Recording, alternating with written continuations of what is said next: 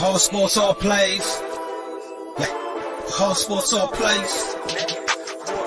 All sports, all plays. 365, we making a plays. You talking the game, get you to the days. We're high in the court, the dime in the lane. Variety topics, living the same. All presentation, sports information. In the airways, taking the nation. All sport, all plays, like working your faces. Grace at the field, so tie the laces. All sports, all plays.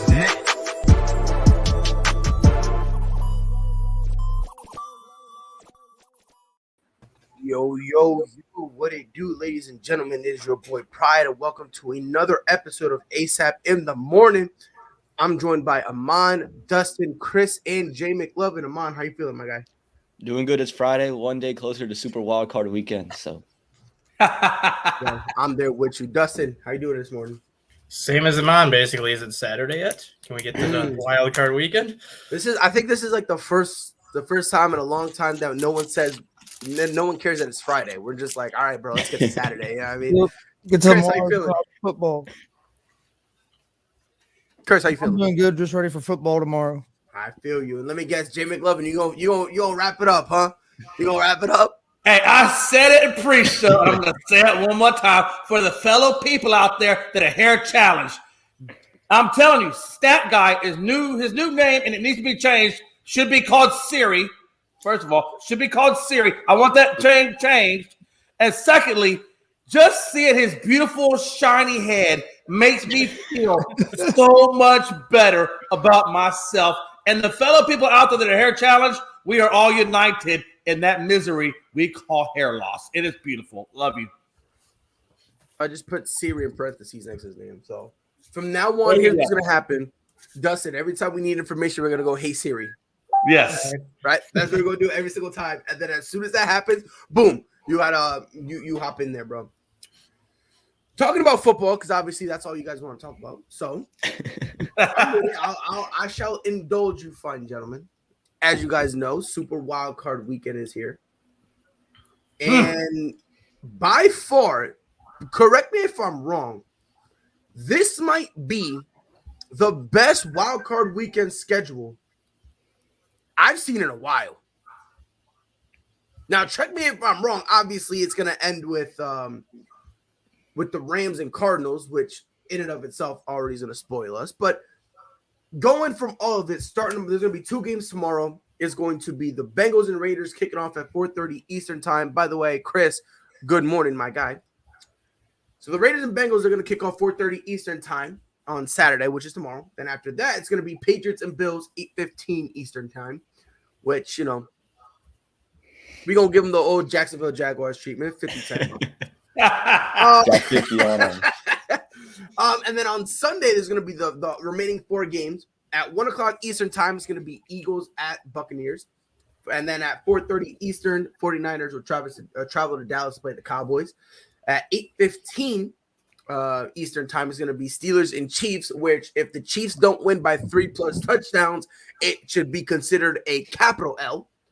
And then Monday night, 8:15 Eastern time, Cardinals and Rams. So bizarre how they're a wild card team, bro. It's so bizarre. So bizarre.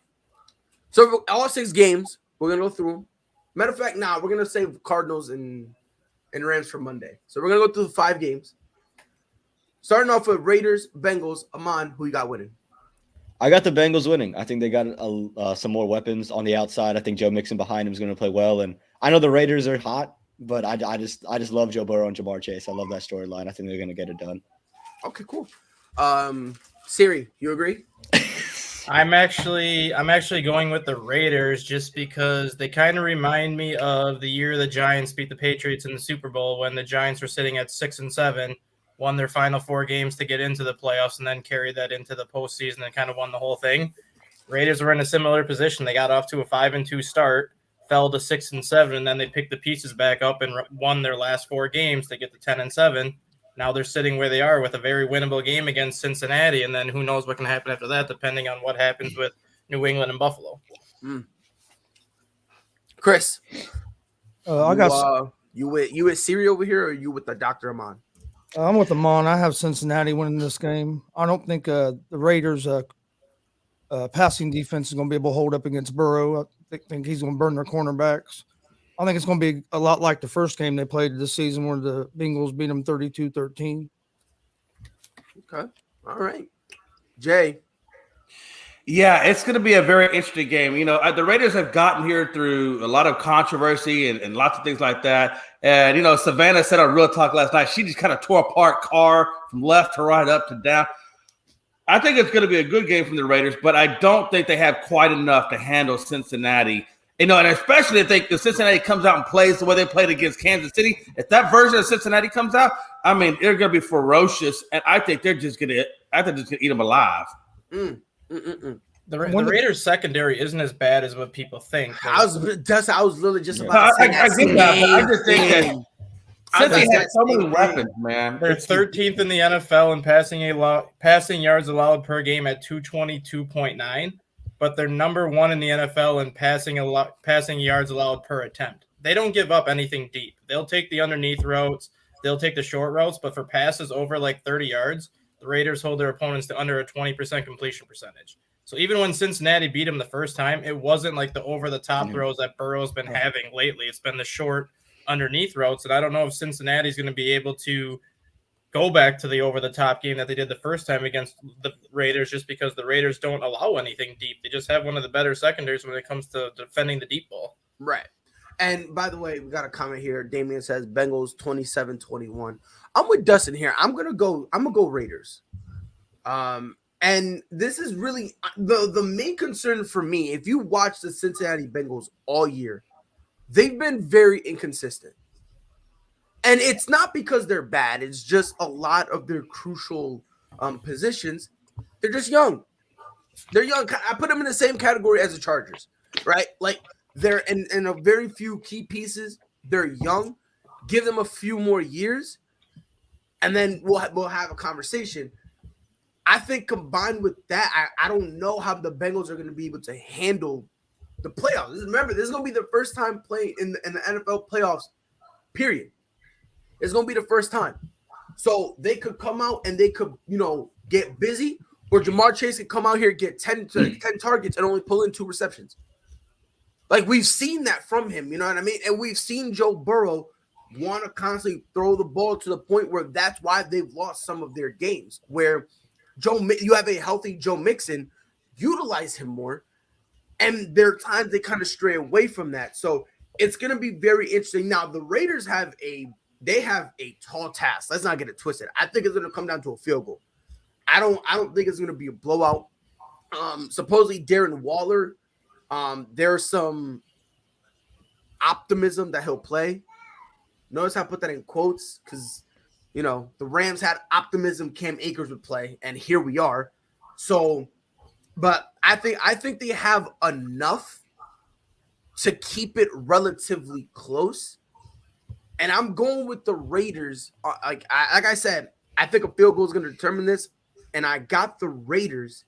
I'm not mad at you guys for picking the Bengals, but at the end of the day, when I look at a situation like this, yeah, the Bengals, they do have a lot of weapons, but let's be fair here. Derek Carr has made this team be legit with the little weapons he's had. You feel me? Yeah, but also he barely squeaked by on a field goal to get into the playoffs. Let's be honest with it. Let's keep it real too. It's like this far. Jay, they were playing for the tie in that game, and Brandon Staley was being. Staley fucked that up. Hey, listen, another player for the tie until the Chargers pissed him off, and I get that, but I don't think that Carr has enough on the offensive side of the board to go against the Cincinnati Bengals. I just don't think he does. Do what you want with this stat, but the last time these teams met, Joe Burrow was 20 of 31 for 148 yards. I get it. So he did not play very well against the Raiders. Yeah, but you can say the same thing against what did Brady do against New Orleans? Look how low his stats were. No, I'm just saying though, Brady's stats were. I'm just saying though, like going against the Raiders secondary, Joe can have an off game and not. No, but Jay, across the board where he's averaging 100-yard games. Jay, that's not the point. The point he's making is, and I agree with him in this Bengals team loves the deep ball, and they got the personnel for that deep ball. However, I get that point. They got what the Raiders secondary thrives in also. Yeah, they have to get Mixon going. Oh yeah, I'm with you, Chris. If the Bengals want to win, you need to get Joe Mixon going to the point where they start stacking the box. So that way, when you're throwing deep, maybe Jamar Chase can get some separation. Maybe you could throw a jump ball for T. Higgins. Maybe you could do something like that. But I'm telling you right now, heading into halftime, people should be questioning Joe Burrow. And what I mean by that is Joe Burrow should have no more than 7 throws. And Joe Mixon should be handling the ball so much that people think Joe Burrow is like Jimmy Garoppolo. Because then the second half, they're going to be so worried and so focused on Joe Mixon, then the Bengals will be able to peel the top off. And then they'll be able to go deep. Because then you're going to have a lot of one-on-one coverage. And Jamar Chase, he's got speed. T. Higgins, he can, and he's shown us this year, he can handle jump balls. The problem is, will they do that? Well, And of course. I don't think they will. For me, Go ahead. also, I think. Oh, sorry, go first. Go ahead, man. No, I was just gonna say, like, you mentioned Jamar Chase's speed, right? They could just run screens to Chase, which they've done this year, right? They haven't just thrown deep balls to Jamar Chase. They have gone with 5-yard slants. He's taking them to the house. So I don't think just Joe Mixon, I think definitely has to be a big factor. I think Max Crosby is going to be a problem against that Cincinnati offensive line. But if they can just get the ball out quick to Jamar Chase or get screens out to Mixon, however they can do it, they just need to sprinkle in some quick passing stuff and then get the safeties to drop up. I think they're going to do a lot of that because, again, when you watch them, you see a lot of the highlights. Jamar Chase will break a 5-yard pass for an 80-yard touchdown catch. And to this comment, the few games the Raiders have won, they were won by field goals. Just saying. That's why I'm saying it's going to be a field goal game. And a couple of their 4 in a row, a couple of those was against backup quarterbacks as well. So then by your logic then, so are we going to kill them for that? Now, I just need to know this right now. I'm not going to kill them for it because they came back and beat the Colts, and then that game last Sunday to get in, even though they should have just tied. But but I'm just asking, all right, if we're gonna hold that against them, if we're gonna hold all that stuff against them, talking about their backup quarterback, right? If we're gonna hold it against them, the Bengals, let's see who they beat. They beat the Lions. Oh yeah, so that win doesn't count. So let's get that win out. I was going back to your point about some of the Bengals. Well, hell, for that matter, even to Pride's point, and even to Dustin's point, if you look at that, when they did beat them 32-13, and this is to your point, Pride, they ran the ball 30 times for 123 yards and 2 touchdowns from Mixon. So I think the recipe is – I think they have it, man. I think you guys are off on that. I think they have it. I think to Pride's point, they're going to run the ball, like you said, that opens it up. And I don't think – But here's the problem, Jay. Are they going to do that? That's the concern. Well, they did it the first go around with them. Why would they not copy that same game plan if it worked the first time with the Raiders? Because this is an inconsistent team I give you that. That's true. That's the only reason what I'm saying. And again, I need people to understand. I'm not saying they're inconsistent because they're bad. They're just young in crucial areas. I just want to say that because the problem is when you say someone's inconsistent, they immediately think, oh yeah, you're automatically calling them bad. They're young and still figuring out how to win. Exactly. And that's also when the Raiders were going into their little tailspin too after the Gruden getting sent out, Ruggs getting kicked out, and then Bisaccio coming in. That's when the Raiders lost 4 or 5 was during that stretch. So it was a completely different looking Raiders team because they were still trying to figure out how to play under Bisaccio at that time. I'm telling you right now, man, when Derek Carr wins, bro, Jay McGlum, I'm going to need some respect. Greg. Oh, trust me, because, hey, let me tell you something. Hey, you already know, because when Cincinnati wins, I'm going on Facebook, Pride, Stat Guy, I'm tagging the both of you, and we're going to have a showdown. But I'm not saying that they're – you know what? Go ahead. I just want to say for the record, so that way Amon, Justin, Chris, Greg, you guys are hearing me. I am not saying the Bengals are trash. Oh, no. Hey, Freddie Henderson, don't backpedal now. I want that same narrative energy the whole way through because I am thoroughly going to bask at all of that. I'm going to make arguments on both sides. All of those comments. I think it's going to be a real fun game to watch. You can make arguments on both sides. Thank you, Chris. All right. So, Greg, first of all, welcome. How are you doing today, Greg? Hey, I'm doing good, guys. It's Friday. Yes, sir. So we're talking about the Super Wildcard Weekend. You just got here just in time. It's literally the first game. Raiders, Bengals. Who do you have?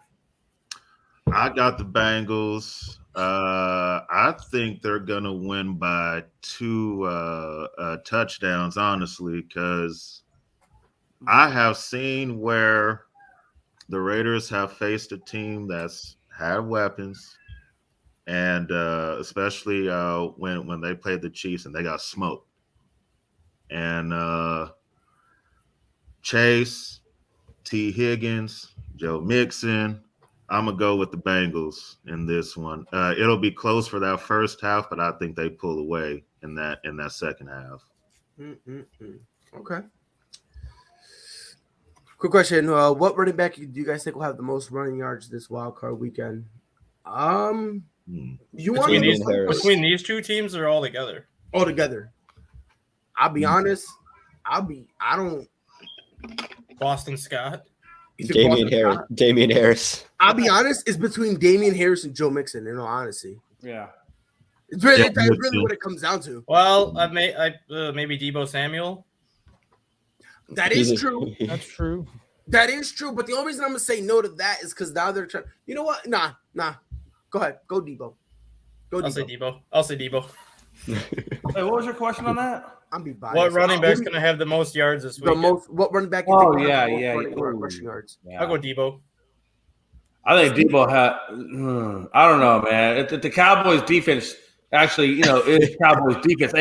Hey, don't knock on them because Michael Parsons can stop you. Okay. Oh, I know he can. But Trayvon Diggs can. So you got one guy. He gets blocked. You have no one that can stop him. I'm gonna go with Harris. I mean, you're not going to stop Deebo completely, but I think it's going to be a very tough game between the Niners and the Cowboys. I think they play each other really hard. Yeah. Okay. And then Chris, you said you got Damian? Yeah, I'm gonna go with Damian Harris. I think that New England's going to do like they did last time, maybe only throw the ball 3 or 4 times. Supposed to be windy and cold. I think they're just going to try to run the ball down the throat. Yes, sir. See, I knew I liked you for a reason, Chris. I'm not a Patriot fan at all because I'm a Colts fan. I know you're a Colts fan, but that's why I knew I liked you for some reason. I remember I was like, you know what? I like that dude, Chris, but I wonder why. And now I know. Now I know why I like you so much. Greg, who do you think is going to have the most rushing yards this weekend? I'll say Deebo. I'll go with Deebo too. I think he'll have the most. That's crazy. That's crazy. I mean, look, it's not that I don't like Deebo.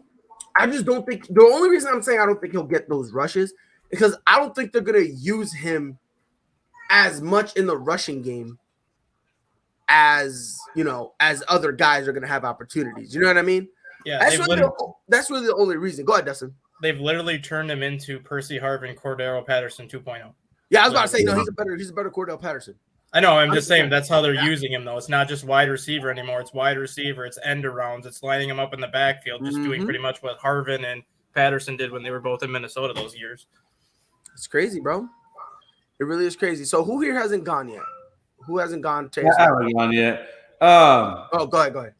Hey, I tell you, man, I really think that it could be New England and Dame Harris because they're playing in Buffalo, and correct me if I'm wrong, I believe that weather is supposed to be very similar and the wind conditions supposed to be very similar to the one they played last go around, and you saw how that was run dominant from New England. So I think Harris gets a good portion of the load, and I think he could go off for a pretty good day because Buffalo has a hard time stopping the run. Yeah. No, you're right. It'll be it's gonna be horrible for them. Oh, it's gonna be crazy. Next game. The only real game. The only game that matters. This team right here is gonna win the Super Bowl. If you don't know what team I'm talking about, that's the team I'm talking about. If you guys will indulge me here for a moment. God, he's so living in the past. I don't think it's coming from a Cowboys fan. Can literally go legally rent a car. Get off of me. All right. No, that is ridiculous. To think that the New England Patriots are going to win the Super Bowl is ridiculous right now. And you still got Dallas. Let me. The fact that you say that, Jay, now watch, it's going to happen. Let me have my moment. I know, right? No, I'm not speaking it into existence. I'm going. Well, I don't know. Too late, you already did. Let me have my moment. My moment, real quick. And mine, I'm pretty sure you would enjoy this. But the winner of the Buffalo Dogshit Bills versus the perfection that is the New England Patriots. Only one team can win.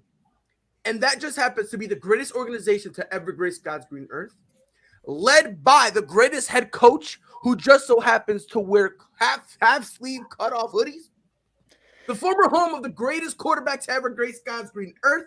I'm going to say it one more time for you because I know you're going to enjoy it. Thomas Edward Patrick Brady Jr. My man got more rings than he got names. What a time to be alive. The New England Patriots.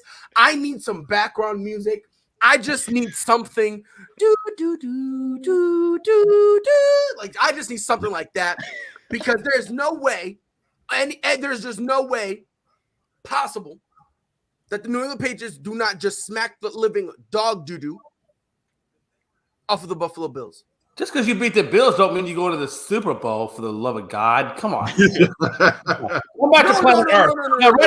Right now you're on planet Mars. I need you to come back in my orbit and come back to my solar system and come back to my planet and let's have some reality. You're living on the path. Thomas Edward Patrick Brady Jr. plays in Tampa last time I checked. You got Mac Jones. No. Michael McCorkle Jones. Michael McCorkle Jones. Say his name correctly, goddammit. All right? And you know what, Amon? Jay's right. I need to come back to reality. So, matter of fact, allow me to one-up myself. We are now, this is when Michael McCorkle Jones holds up the Super Bowl MVP trophy. It will usher in a new era, a new dynasty. A new dynasty. By the way, notice how I'm playing this game up as our Super Bowl. Because let's be honest, this really is, right? Like, after this, we're going nowhere. Like, let's just get that out the way. Like, after this, we're probably gonna get stomped by whoever we play next, right? So, like, this is my Super Bowl. No BS, bro. This Patriots game against the Bills is my Super Bowl. Because after that, we're not going nowhere, right? I just want to win it just so I can have something to brag about, you know? Because we're supposed to be down bad this year. I just want to throw that out there. But we're going to win. And then after that, when the confetti's raining down, you're going to see just Michael McCorkle Jones staring into the camera, nodding his head. And it will be a new era, a new generation, a new dynasty.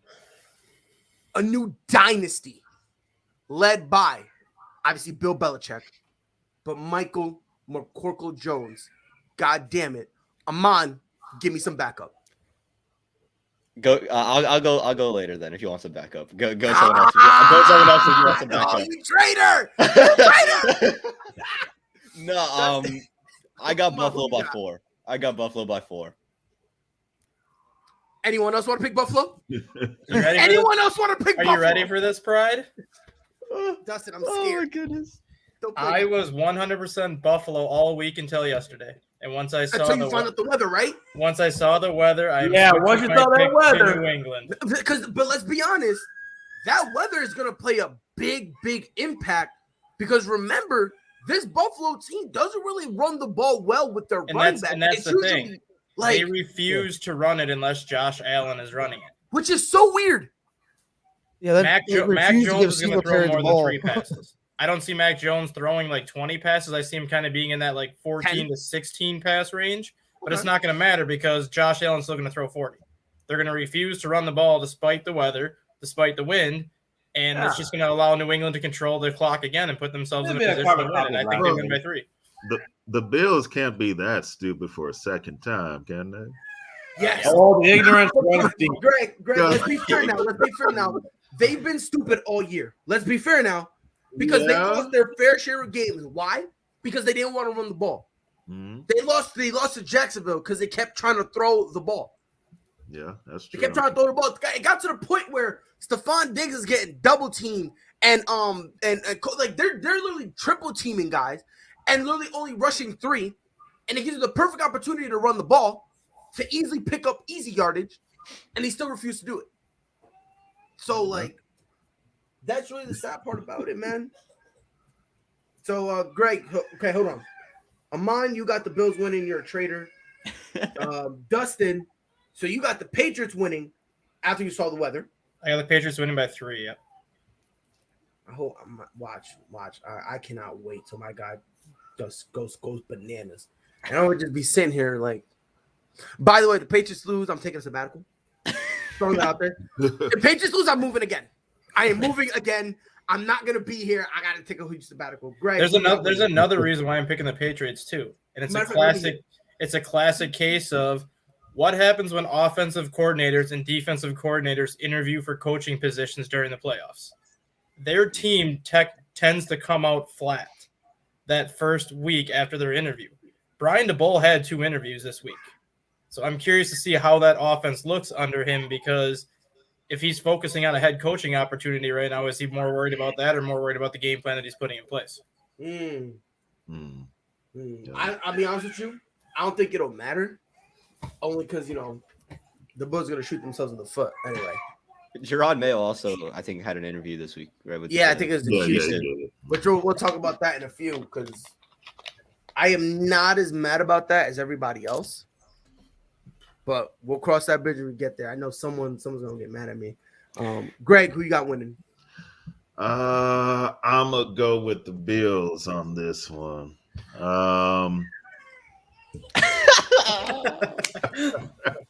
Usually, I'm a big critic when it comes to Josh Allen, but I'll go ahead and ride with him on this one. The Bills had to have learned something from the first time, which is run the ball more and put 8 or 9 in the box. If the Patriots are going to run the ball 45 times, put 8 or 9 in the box. So I'm going to go with the Bills. It will be close. I have them by like 3, but I'll go ahead and ride with Josh Allen this one time. It's so ironic. The leader of the generation of we hate Josh Allen, all of a sudden is pulling for him. Greg, I'm so disappointed. So disappointed. No, it's just plus it's a personal reason. I want to play them next week so we can beat the hell out of them. But yeah, so that too goes into it. But yeah, I have them winning by 3. Okay. Chris, who do you have? Knowing me and Amon share a kinship, and I booted him from here. So tread carefully, Chris. Who you got, Bills or Patriots? I have the Patriots. I had the Bills until the weather report came out. And a lot of people are forgetting Josh Allen, his last 2 games, he's thrown more interceptions than he has touchdowns. It ain't like he's coming into the playoffs playing at his best. And he threw the second most interceptions in the league this year, which I know he throws a lot of pass attempts as well. He probably had a lot more pass attempts than a lot of quarterbacks because for some reason Buffalo refuses to run the ball. But I think New England's going to be a lot like the last game. Just keep pounding on the ground. I think New England by 3. All right. Look here, Kyrie. Settle down. All right. Go pull Kyrie. Go take a sabbatical. Go to your room. Jay, my mortal enemy. We do this dance forever.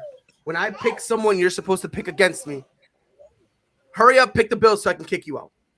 No, I'm not. And I'll tell you why. Because the weather is exactly almost the same as what it was the last time they played. And the intangible is this. It's undeniable, is the fact that New England has a good run game. Buffalo has a very porous run defense. Buffalo doesn't have a run game, and New England has a pretty good run defense. So hopefully they learn, and they still got to go with the run game because the wind is going to make it damn near impossible for him to really throw the ball accurately. And we saw that what happened last time. And look how many picks he had. So I think with the weather being the way it is, Bill Belichick's going to do the same game plan. He's going to do what worked for him last time. It's going to be up to the Bills to make the adjustments to that. And I don't think they have what it takes on the defensive side or the offensive side to compete with New England in that weather. And to your point, I think this is the only game that New England wins. After that, I think they're done. But to say the least, hey, it's good experience for Mac Jones and what he's done with his team and where they're going. So I think the ceiling for New England is pretty high. So it's still a win-win for them, even though I don't think they make it past Buffalo. No. After this,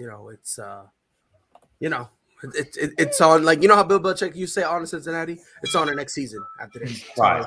So, win or lose, it's on the next season.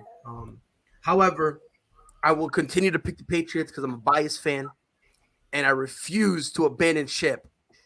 Unlike some people, I'm not. Man, I got the hat on. I still got the rep. I'll still be rooting for him, bro. Yo, I'm on.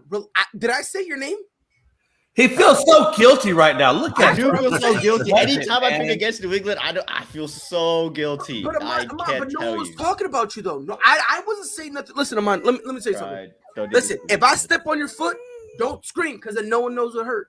You feel me? That's it. Don't say nothing, Aman. You feel me? I didn't mean it to you, but if you want the spotlight on you, Aman, please explain why you have abandoned this franchise. Please explain. The floor is yours. All right. Well, okay. He spotlighted me and everything. Okay. Well, so here's my take on the Buffalo Bills. The last 2 games, they ran the ball almost 20 times in each game. And in the one game, where we had all the windy conditions and everything, if I'm being honest, I felt Buffalo was going to win that game the whole way through in that fourth quarter. They had 2 spots in the red zone where the Patriots defense came up big. And since that moment that I forgot that safety's name, but he hasn't played well since he's batted that ball down on 4th down. This team has just figured things out a little bit. I think, when they played Tampa, they figured out we need to run the football, whether it's with Josh Allen or without Josh Allen. David Singletary is getting more involved in the run game. He looks more healthy than he has all season. And then I think defensively, they're a little bit pissed off because they answered all those questions about how does it feel to let these 2 backs, combine for like 200 yards. And you could see the 2 safeties just kind of pissed off. They're just sitting there pissed off. And I think when a team just is angry at it, they just come in with a different type of intensity. And I know New England, we always come in game planning, but I just think Mac Jones is going to need to make a couple big throws. And I don't think the win is going to allow him to make those big throws. And right now I trust Josh Allen's arm more than I trust Mac Jones because I think the game is going to come down to a big-time throw from a quarterback. And I just think Josh Allen's going to make it.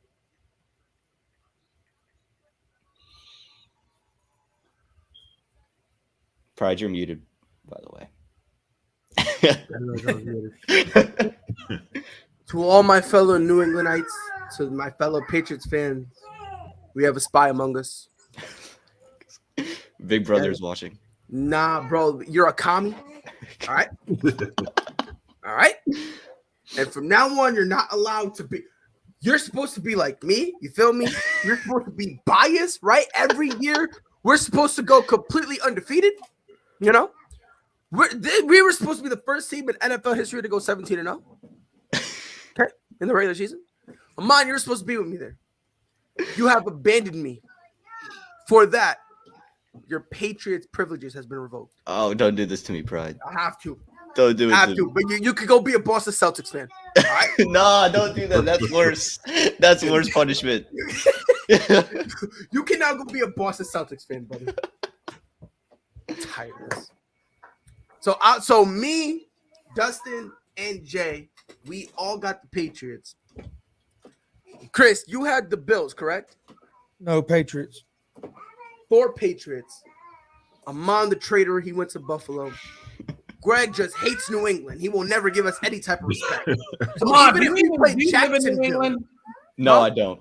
Yeah, I figured that much. There's no way you're saying that crap on a podcast and then walking down the streets of Foxborough. Oh, man. Hey, it's always nice to say things like that when you live far, far away. Far away. You're so Got to safe. remove yourself. Protect. So next game, Eagles, Buccaneers. Amon, who you got?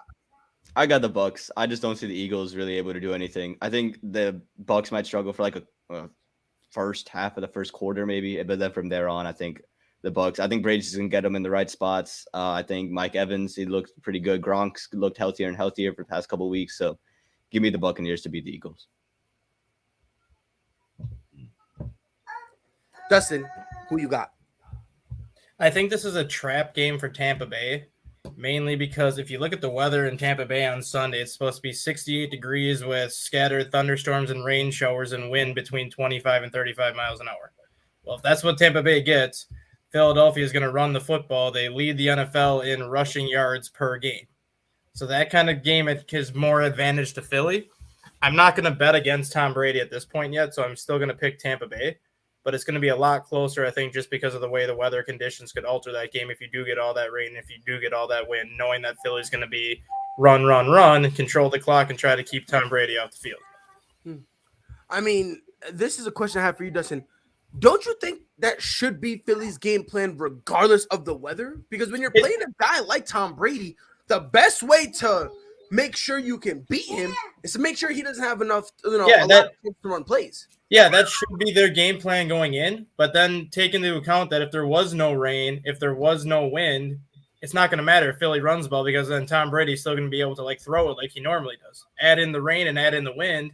If you keep him off the field and if Brady makes one or two bad throws that turn into turnovers, that could drastically alter that game because now not only are you keeping him off the field, but you're shortening his drives by turnovers. Interesting. Greg, Eagles, Buccaneers, who you got? I'm gonna go with the Bucks in this game. With the weather being like that, it's gonna be closer.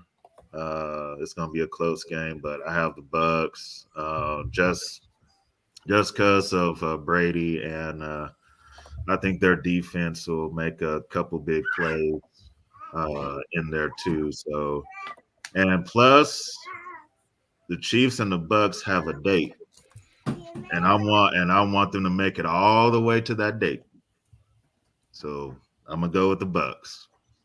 All right, Chris, who you got? I'm going with the Eagles. Basically because of the weather, because I think Brady's going to have trouble throwing the ball in 20, 25 mile per hour winds. I think the Eagles defense will get a turnover. And the Eagles aren't going to be worried about throwing the ball anyway. They're going to try to run the ball. So I think the weather is going to play a big factor in this game, be a low scoring game. I think the Eagles are going to pull out the upset. All right, Jay McLovin, Eagles, Bucks. What you think gonna happen? Yeah, here's the deal, right? So early in the year, the Bucks beat the Eagles 28-22. Their leading rusher was Fournette, and their leading receiver was Antonio Brown. Neither of those are there anymore right now, and Godwin's not there. So Ronald Jones isn't going to be there. So they have virtually really no real true rusher to run the ball. So they're going to have to rely heavily on Gronk, and they're going to have to rely a lot on Mike Evans, which is a deep ball, which, as you know, with the weather and the winds, is going to make it hard on an older and aging Brady. So I think Brady's going to have a lot of obstacles going up against this Philadelphia Eagles team, which they only got by one score last go around. And I understand this is playoff Brady, and it is playoff Brady, but there's a lot of intangibles going against Brady, like you said, the weather and the lack of playmakers. So I'm gonna go with the Eagles on this. At first I was with Tampa, but now that I see the weather and all the adversity, I'm gonna go with the Eagles. I think the Eagles might actually pull this one out.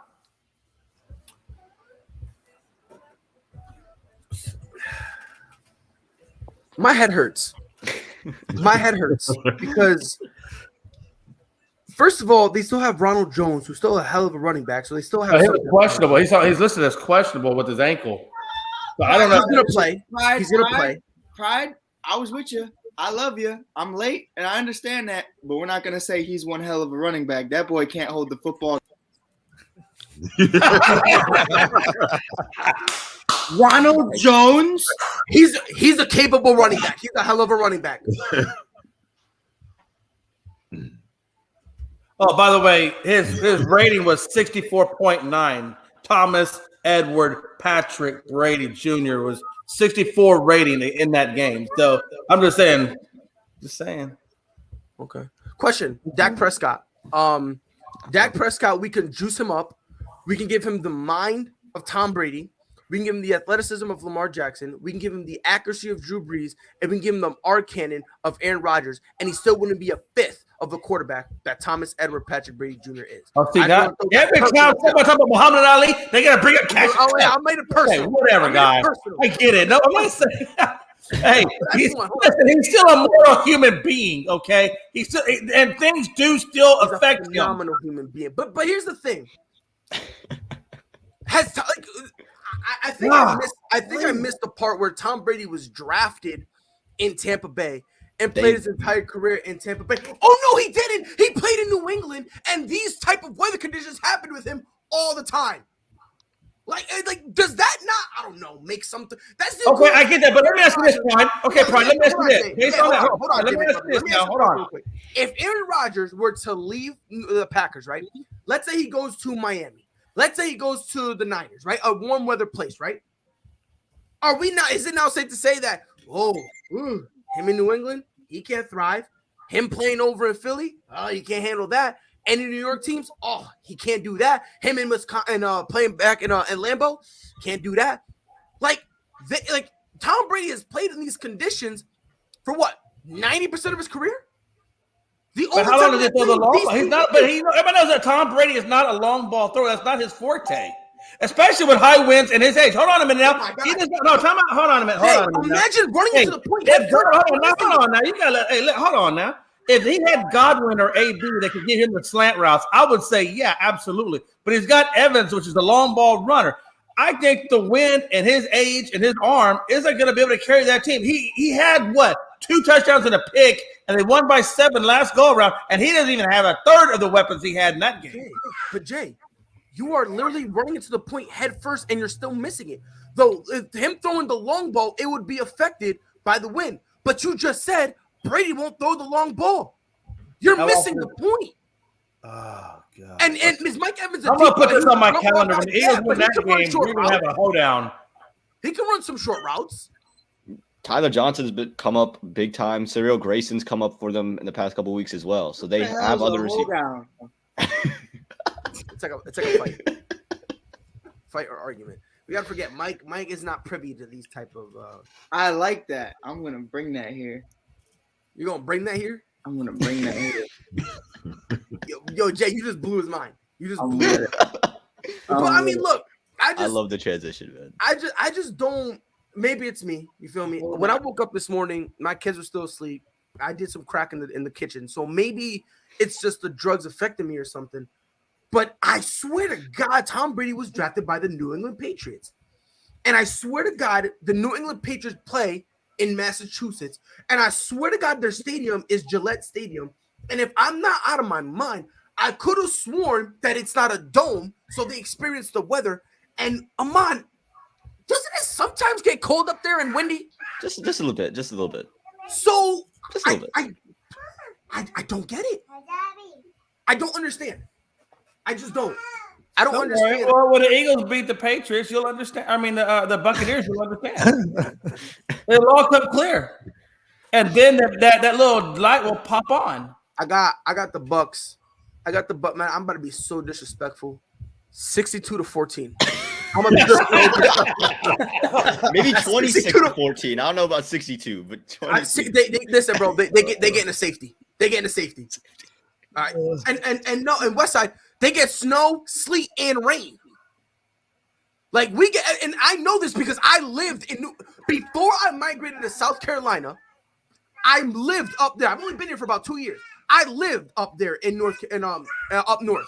I lived in Connecticut, which is not even where I lived. It was not even a 30-minute drive from Massachusetts. We get it all. We get rain. We get snow. We get sleet. We get rain. We get hail.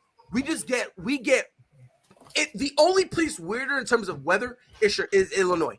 That's the only place that's weird. And it's because it'll go from 80 to snowing to raining to sleeting. You'll wake up at 8 o'clock and by noon you experience all 4 seasons. I got a beanie on and shorts on. It's weird. So that I'm telling you right now, that is the only place with weirder weather. And that's just because it's so quick you cannot keep up. And Mike, you know it. And again, Mike is from there, so he knows what I'm saying ain't a lie. It's a bad time. Yeah, it's definitely bad. So again, with them having the rain, they have somewhat of a running game, and on top of that, when you throw short passes, Mike Evans can. Wait, he said somewhat of a running game. You don't have for that. You got Ron Jones. I don't think Ron Jones is the guy that's going to be able to do that for you. He's ass. And let me ask you this: if they don't have that run game, do the Buccaneers become one-dimensional? And if the Eagles could put pressure on Brady, because y'all know that when Thomas Edward Patrick Brady Jr. gets pressure, what happens? He thrives. He falls apart. Under pressure, Brady falls apart. Yeah, he starts tap dancing in the. Hold on, tap dancing. Because last time the Chiefs were in the Super Bowl, Patrick Mahomes was almost tap danced out of that organization. How good is Ronald Jones going to be on that ankle? I expected him to tap dance. Hey, yo, Westside, I hate you. I hate you, and I hate you, and I hate you. Look, yeah, how's Ronald Jones' ankle going to be?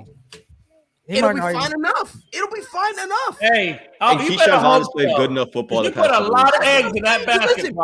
Listen. You don't need Ronald Jones to go out there and give you $150. You don't need him to come out here looking like Jonathan Taylor. You don't need him to do that because he's not. Let's be fair here. He's not really a lightning guy. He's a power dude. He's a dude. You kind of need him to be that to take the pressure off of your offense. You kind of need Jones to be that guy, and he's not. He'll do just enough. He'll do just enough to take the pressure off. You better hope he does, because otherwise it's going to be a very long break. Because he's done it before. No, he didn't. He went what, 20 yards? I think he played for what, 5 for 20?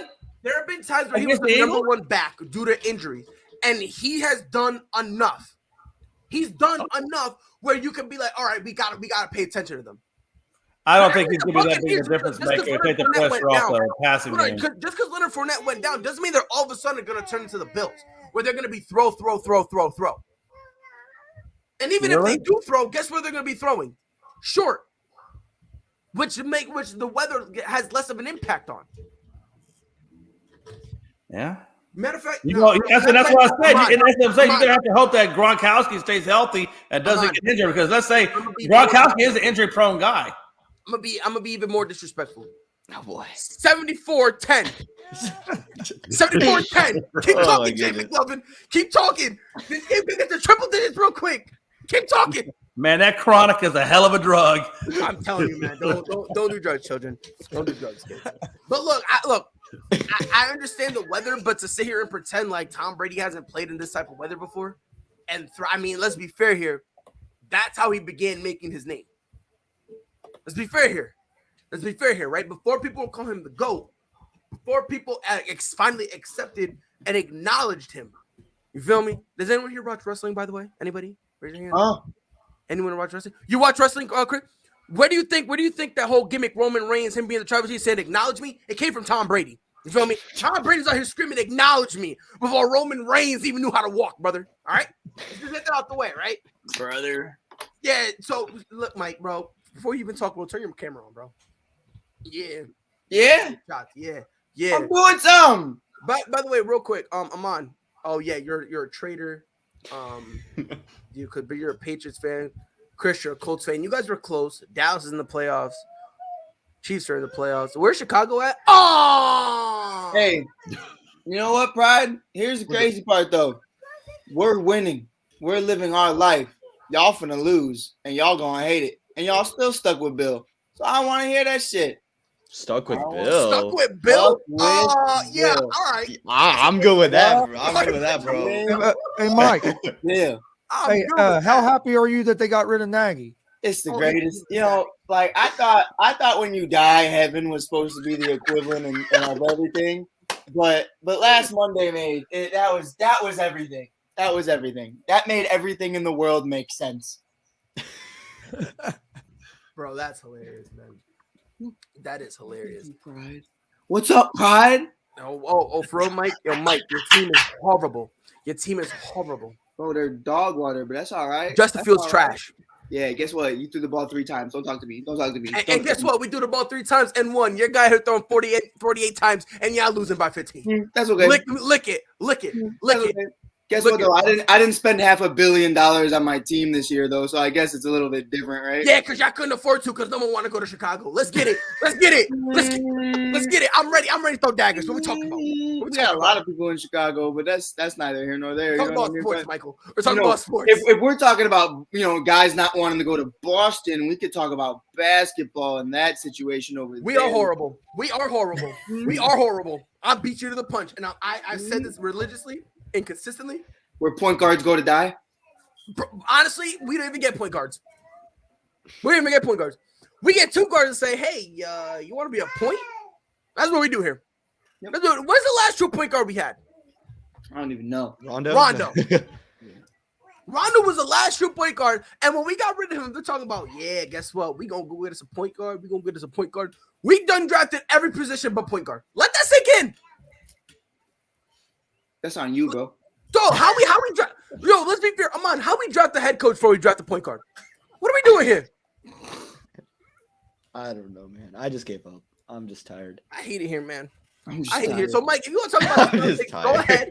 I can't defend on his hand. I didn't throw any shots at you. All I said was Ronald Jones's ass, and I don't see where the lie is. The lie's everywhere. He had 20 carries for 60 yards. Because he's a power back. The way they use him, they just use Derrick him Henry? to go and go get two. Derrick Henry is an anomaly. Oh, he's an anomaly. It's different. Are you trying to compare? And I like Ronald Jones. I like him. Are you here with a straight face trying to compare Ronald Jones to Derrick Henry? I'm telling you, I've seen a bunch of power backs do crazy shit, and I've seen them all average over 100 And we've seen our fair share of power backs just do what they're told. And I see this man go out there, a power back that fumbles the ball every time isn't a power back. He's just a fat boy. He's a fat boy. He looks like Rod Wave. Let me know when the punchline's there. Let me know when you get to the punchline. Oh, that was the punchline? That was the punchline? You know what? I know where your love for Ronald comes from, Pride. I don't. No, bro.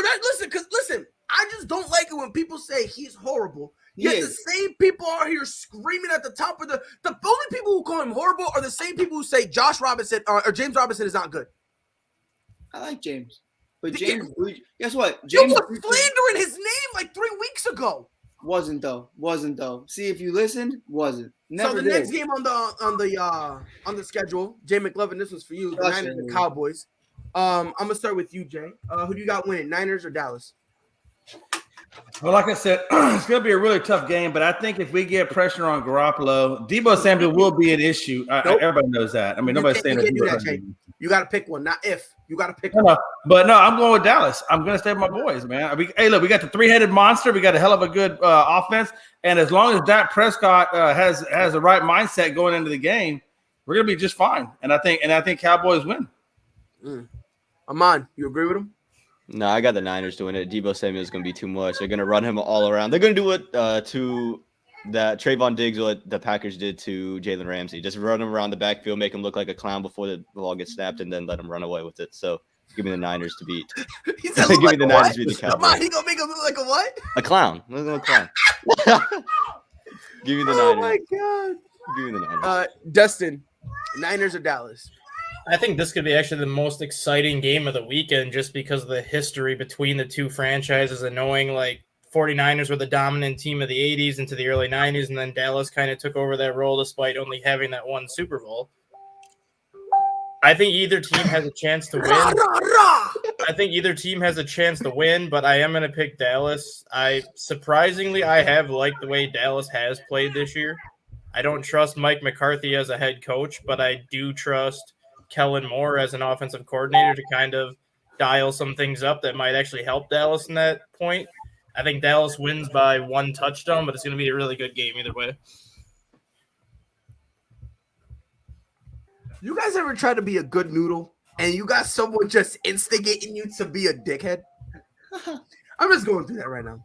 Greg, so Dustin, you got Niners, you said? I got Dallas by 7. You got Dallas by 7? That's tough. Greg, are you going to even it up and go with old Niners, or are you sticking with Dallas? I'm going to go with the Niners in this game. The 49ers front four, that's what's going to be the difference in this game. Armstead, Bosa, I think they're going to get pressure on Dak. And I just think that'll be the difference. I don't think Jimmy G is going to turn the ball over. Is Jimmy G playing? Yes. Yeah, He is yeah. playing? Yeah. Oh, okay. So that solidified my choice. That's solidified my choice. Yeah, he's playing. I think that Jimmy G will not turn the ball over as long as he doesn't do that. The Niners will win the game. I have the Niners winning by 10. Okay. 2-2.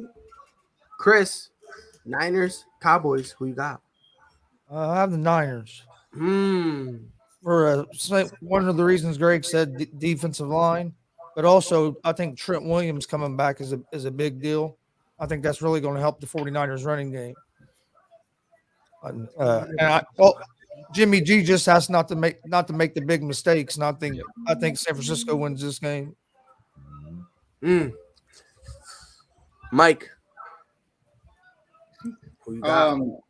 I've made it clear time and time again that Pride, I don't think I've ever actually spoken to you about it. I've spoken on the network about it, though, is I feel like, to me, it didn't make sense to why, even when Jimmy G went down, to why we didn't see anything of Trey Lance.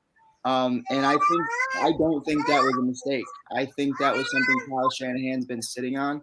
I'm not saying that Trey's going to start this game, but I think we're So it's almost as if he's not ready, right? No, right. But here's where I'm coming from. I've been screaming that, and I've been like slandered, bro. All right, hold on, no. Here's where I might ideas. lose you though, but I do think we're going to see a little bit of Trey Lance throughout this playoff game, and it's not going to be your typical I'm going to start. I think there's going to be a lot of wildcat play. I think there's going to be a lot of kind of like how the Saints use Taysom Hill, right? Exactly, and I think it's going to be very different than that. And right now though, he's a rookie, so like it's not. I wouldn't call him the next Taysom Hill. But it's definitely something to where I think it's going to be very interesting to see what Kyle does, because you do have to prepare for Jimmy, but you also have to understand that at any point in time, he might throw Trey into the fire. Trey's been looking good in practice. They all say that. They all agree that. And I know it's just practice, but Kyle Shanahan's no fool to just, going out there and doing ballsy shit. So I think there's a lot of things you got to attest for. Ayuk, you got to attest for Mitchell, Elijah Mitchell. You got to do George Kittle. And then, like Amon said, that boy Debo built different. And Chris made a great point in Trent Williams. And yeah, he's over the age of 35 or whatever, but that man hasn't missed a beat. That man hasn't missed a beat at all. He's still out there. He's still doing his thing. So I'm going to say the Niners. I just feel like there's too much to prepare for. And on the Cowboys side, Diggs and Zeke are my biggest concerns. I don't know what's going to go on with them. So that's why I'm picking the Niners. Just got a couple points to touch on. I've been screaming, Mike, that Trey Lance isn't ready. And the biggest sign that I knew for a fact that the Niners really didn't think he was ready, you have Jimmy Garoppolo, who at best is an average quarterback. You trade up to get Trey Lance, and then you don't even play him. On top of that, let's be fair. I'm talking about having him start as a quarterback, right? Right. You don't start him. The only time he ever gets starting time was when Jimmy Garoppolo got hurt, okay? When Jimmy Garoppolo was healthy, they used Trey Lance like the Saints used Taysom Hill. Right. I just think, to your point, though, it's like let me just say something. I've watched Patrick Mahomes go through the same thing, though. You know what I mean? So it's like Alex Smith was still that guy, even when they didn't trade up to get him. They didn't trade up to get him. Yes, they did. No, they didned. Yeah. Y'all traded up to get Patrick Mahomes. They traded from 24 to 10. Y'all stupid. No, I'm so serious. I'm so serious. Y'all dumb. Oh my God. Now, Pride was it worked out. Was it the biggest trade up and the most disappointing trade up of that night? I think the Bears did the take. No. But they did trade up to get him. They weren't anywhere close to where they were. Nah, y'all dumb. The Kansas City got dumb.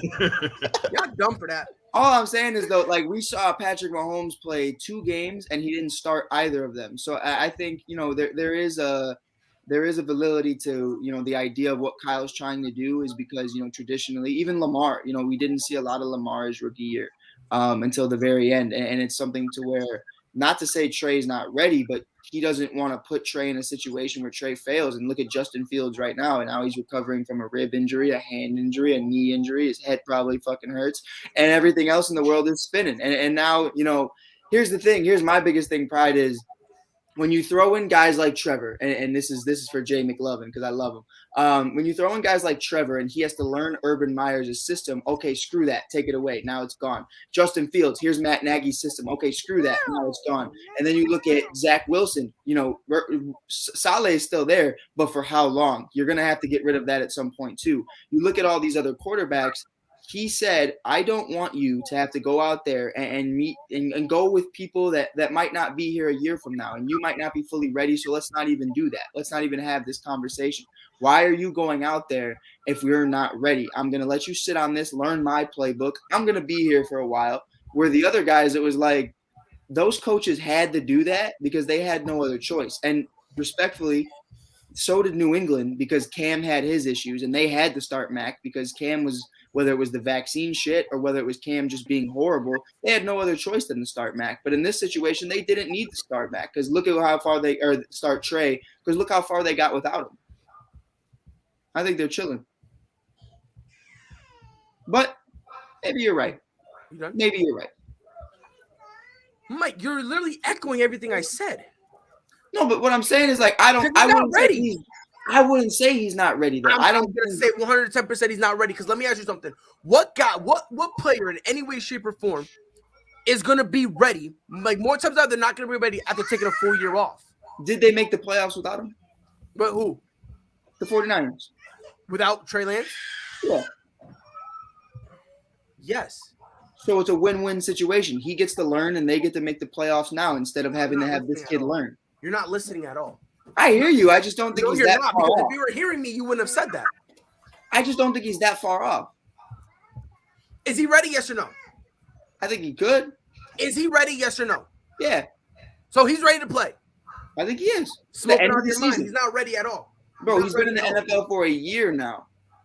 And I think that's fine. But he's not. If he was ready, he would have playing. I don't know, bro. Trying to make. I don't know. And the best way to get a quarterback ready is to let him have experiences on the field till he can get ready. You can't get ready sitting on the damn sideline. You can't get ready holding a clipboard. No, the best teacher is life. The best teacher is that. But if he can't listen, by the way, Mike, because you're saying that he looked good in practice, there's just the same amount of reports saying that he be struggling in practice. I understand that. There's just because you didn't see it doesn't mean it's not out there. For instance, I haven't seen a single report saying how he looks good in practice. I don't know. I know Jordan Love. Jordan Love. Jordan Love. That's a whole separate. That's a whole separate. Right. That's a whole separate. That boy looked tough, bro. Yo, did you actually see the video of it?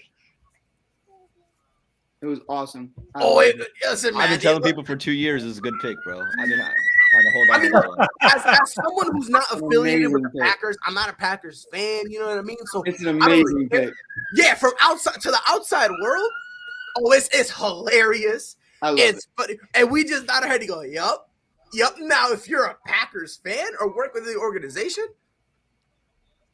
if I was Rodgers and I saw that shit at practice, I'm not even signing. I'm not coming back. I mean, immediately I'm like, yeah, bro, good luck. Like, I'm out. Like, because y'all hold on to that. Y'all hold on to that. Listen, you got it, bro. You got it. Yo, because the Packers are like, look, man, Jordan Love. He's the next dude, you know what I mean? Mm-hmm. And then and the Packers organization were trying to do damage control. They were like, "Yo, he looks great in practice. He looks phenomenal. We're comfortable." And the practice I thought it was suspicious when they started begging Aaron Rodgers to come back. He could have hit the nets. No, bro. I'm like, wait a minute, hold on now. Let me think. And then all of a sudden, yo, Greg, if you ever get a chance, and Jay McLovin, if any of y'all have never seen the video, please just go on YouTube and look it up. You might it's gonna take a little bit of work to actually find it, but when you find it, my God, it is a work of art. It is like the Sistine Chapel, the Mona Lisa. Oh, it's just phenomenal. And oh my God, whenever I feel bad about my life, like whenever I feel like, damn, I feel like I'm not a good father. I feel like I'm not a good podcast. I feel like I'm bad at something.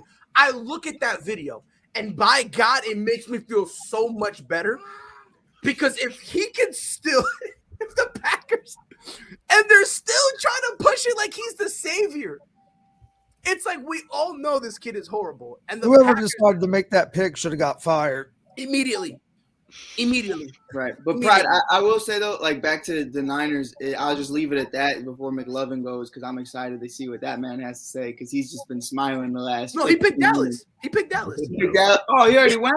Yeah, I opened it up with him. He picked Dallas. Oh, I want him to You go. know, at times I realize that Mike Hughes, it takes his brain to catch up to things in real time. It takes him he's a delay.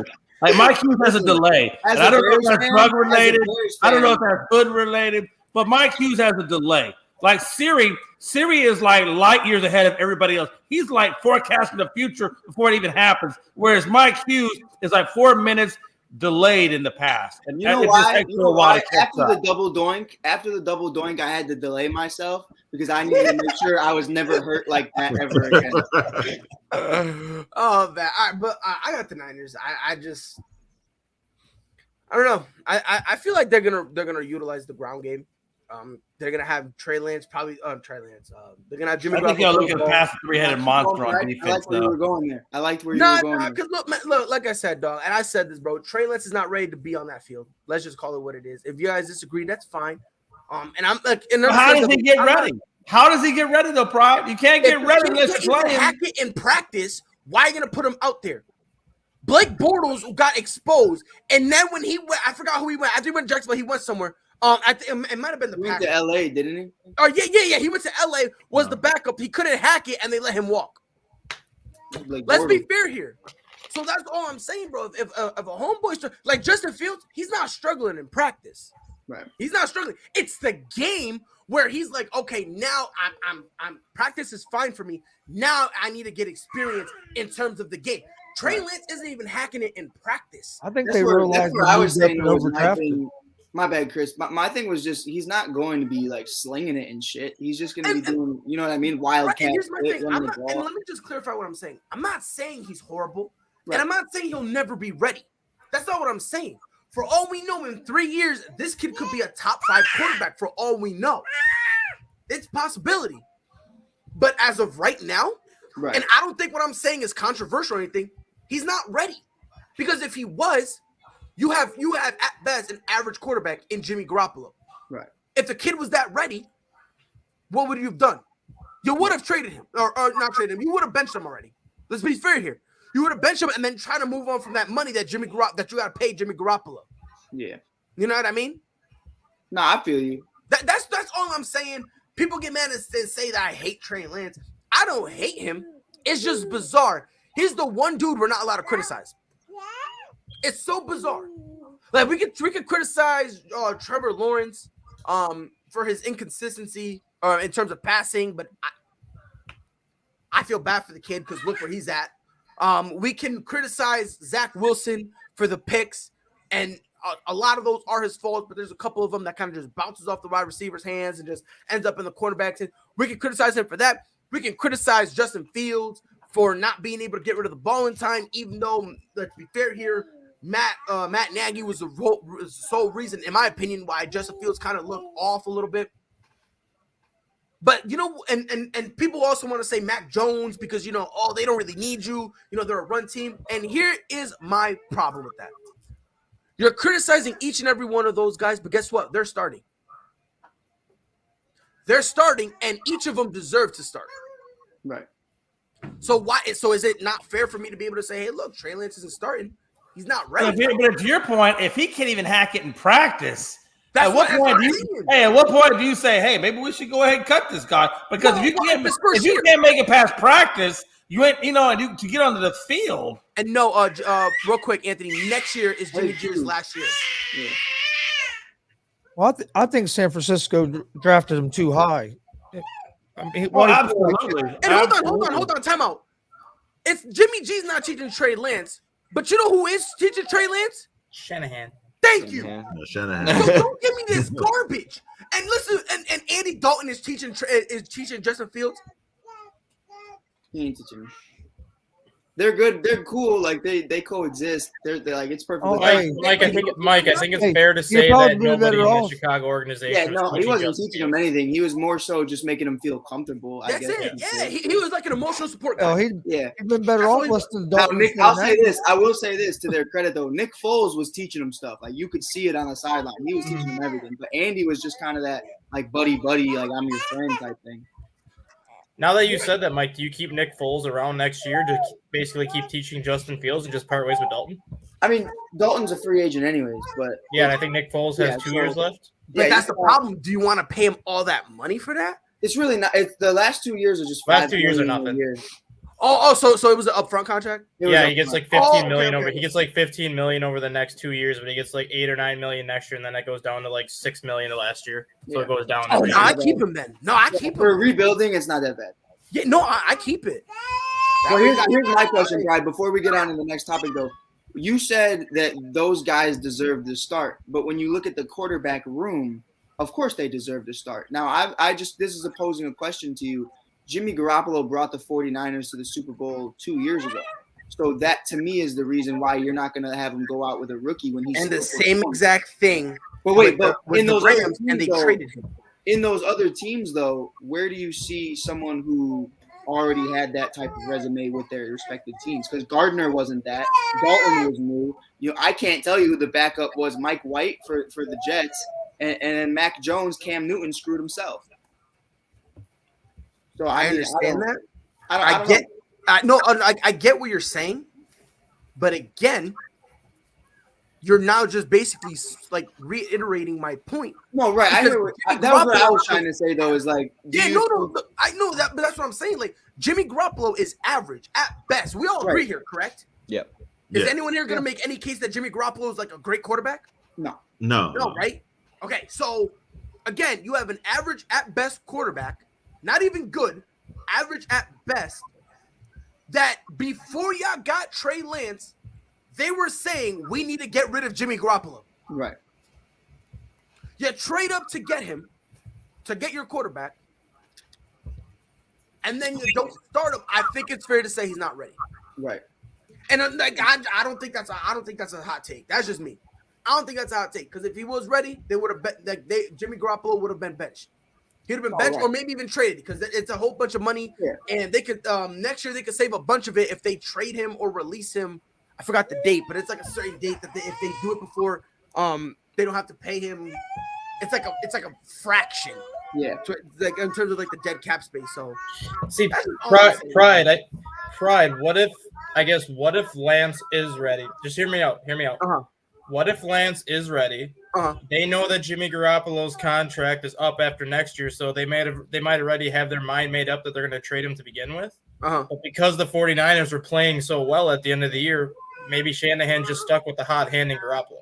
Lance could be ready, but he just didn't want to disrupt. And that's the rhythm they where had I was towards the coming end of from. the You season. know? But is it really the hot hand though? Yeah, It's he was hotter Garoppolo than averaging bringing over in the 300 group. yards passing his final 5 starts, which is unheard of for Garoppolo. Garoppolo's not someone that normally passes for like 300 yards. Garoppolo started to play extremely well those final 5 games of the season once they kind of got Deebo Samuel more into doing a bunch of other stuff, and Garoppolo started to play the way that the 49ers So expected. notice how you said that. So notice how it wasn't Jimmy Garoppolo stepping up. The It was 49ers an led the league. outside factor. Yeah. 49ers led the league in net yards. Yeah, no, since week I 9. agree with your Oh, point. hold but on, I'm hold on, just kind Dustin. of Chris, hold on, Dustin. Chris, you wanted to say something? The 49ers led the league in net yards since week 9. Yeah. I mean, their offense has been moving the ball. That's what I'm wondering. Like, maybe Lance is ready, but if you're leading the offense and if you're leading the league in offense for half the season, why would you bench somebody Right. that's running And that's where I was coming from. He can be as hot as he wants, but they have an identity right now with Jimmy, and it's working. So why would you change that? Simple. Oh, that's an easy question. You can change it because the identity would be the exact same if you put Trey Lance in there. I don't think The it is. identity is the same exact thing. They're two so different players, though. I don't even But get that. again, Trey Lance, if you put him in that situation, he doesn't have enough power to override anything. I don't know, bro. It's a totally different game plan, though. You have to be more. How is it a different game plan? Because you're not throwing the ball as much, nearly as much. And why? So you're telling me if Trey Lance, you put Trey Lance in there, you're not throwing the ball as much as you're throwing with Jimmy Garoppolo? No, because he Not can yet. run. And why not yet though? But why not yet? Because he can run. You have to change up the offense the same way you would for a Lamar Mhm. Jackson. You have to be able to do that because this kid's mobile. This kid's out there. You can't just sit there and be like, we're going to make you throw the ball 40 times if I know you can rush for 70 yards. Congratulations, you could rush for 70 yards, but all those rushes he's getting is not going to take away from Deebo Samuel, who's their best player on their team. It's going to take away from the running backs that they need to utilize. So then that helps our argument of just sit the kid. Mike, It's not that he's not ready, bro. Mike, you're running into the point head first, and you're still missing it. Man, I'm with McLovin. I think you're crazy, bro. So, if I'm crazy, you're insane because you're echoing everything I'm saying. That's cool, dog. I'm fine with where I'm at. I'm just That's up saying. here. Listen, all I'm saying, kid is not ready. I don't know, but And I don't think that's a hot take. I Could he be still ready think- next year, the year after? Maybe. Who knows? right. I still think they'll 49ers by $1 million, though. I think. I'm Not sorry. by $1 billion. I'm sorry, McLovin. He said, nah. I mean, I don't know. My thing is, when it comes to Dallas, let's be fair here. This is a conversation I don't think anyone's ready for. Trayvon Diggs is not a good cornerback. I don't think anyone's ready for that conversation. He's not a good cornerback? Oh, don't do this. 'Cause Oh, wow. Jay got mad at me yesterday. Jay got mad And at I'm me. going to explain why. I'm going to explain why. Trayvon Diggs is home run. Pride, Trayvon I Diggs just is want you home to run or say, bust. Jay McLovin. Hey, the what? Exactly. Home run or Jay bust. McLovin said the F-bomb to me 3 times after I said that he's a better wide receiver than he is a corner yesterday. And you can make that argument. You can make that argument. What do you want, LeBron? Jay was very Read between the lines. And I'm gonna tell you why. Read between the lines. But Jay, I'm gonna tell you why. I understand that he's got great hands. Leading the league. He's got how many picks he got? What, 13, 14? How many times has he got I burned? get it. But listen, just listen. He gets the interceptions. For every interception he gives up 5 big plays. Let's be fair here. Hold on. He's got 11 interceptions. That leads the league. Does that mean he's better than Jalen Ramsey? Not even close. So that already right there, How many years Jalen Ramsey been in the league? So right there, you lost the argument on just solely interceptions means you're a great cornerback. So now I'm going to look at other things. How many yards do you give up? He leads the league in that. How many touchdowns do you give up? If I'm not mistaken, he leads the league in that. Every single time and when he gets broken down, if you just watch it, he gets broken down on the easiest plays. He gambles. And that's where a lot of his picks come from because he gambles. And it works for him in terms of the interceptions. Now, outside of the interceptions, it doesn't work. It doesn't work because, again, when you put him on a number 2 receiver, forget number 1, a number 2 receiver, they're still feasting. Like I said, for every pick he gets, he gives up at least 5 big plays. And of those 5 big plays, at least one of them is a touchdown. If that's what makes a great corner nowadays, then Eric Rowe is a top 3 corner.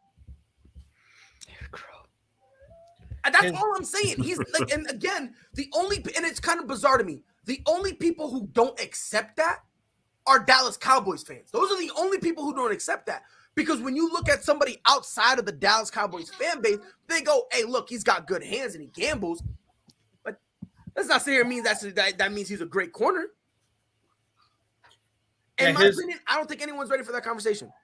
He's going to be a good corner, but right now his home run or bust mentality is killing him.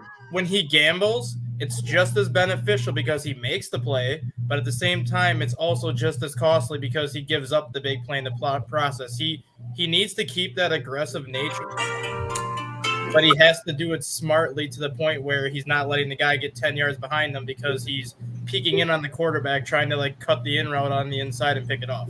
That's Mac Jones and Kendrick Bourne. The quarterback and the receiver. He's what? He's in his second year, correct? Yeah.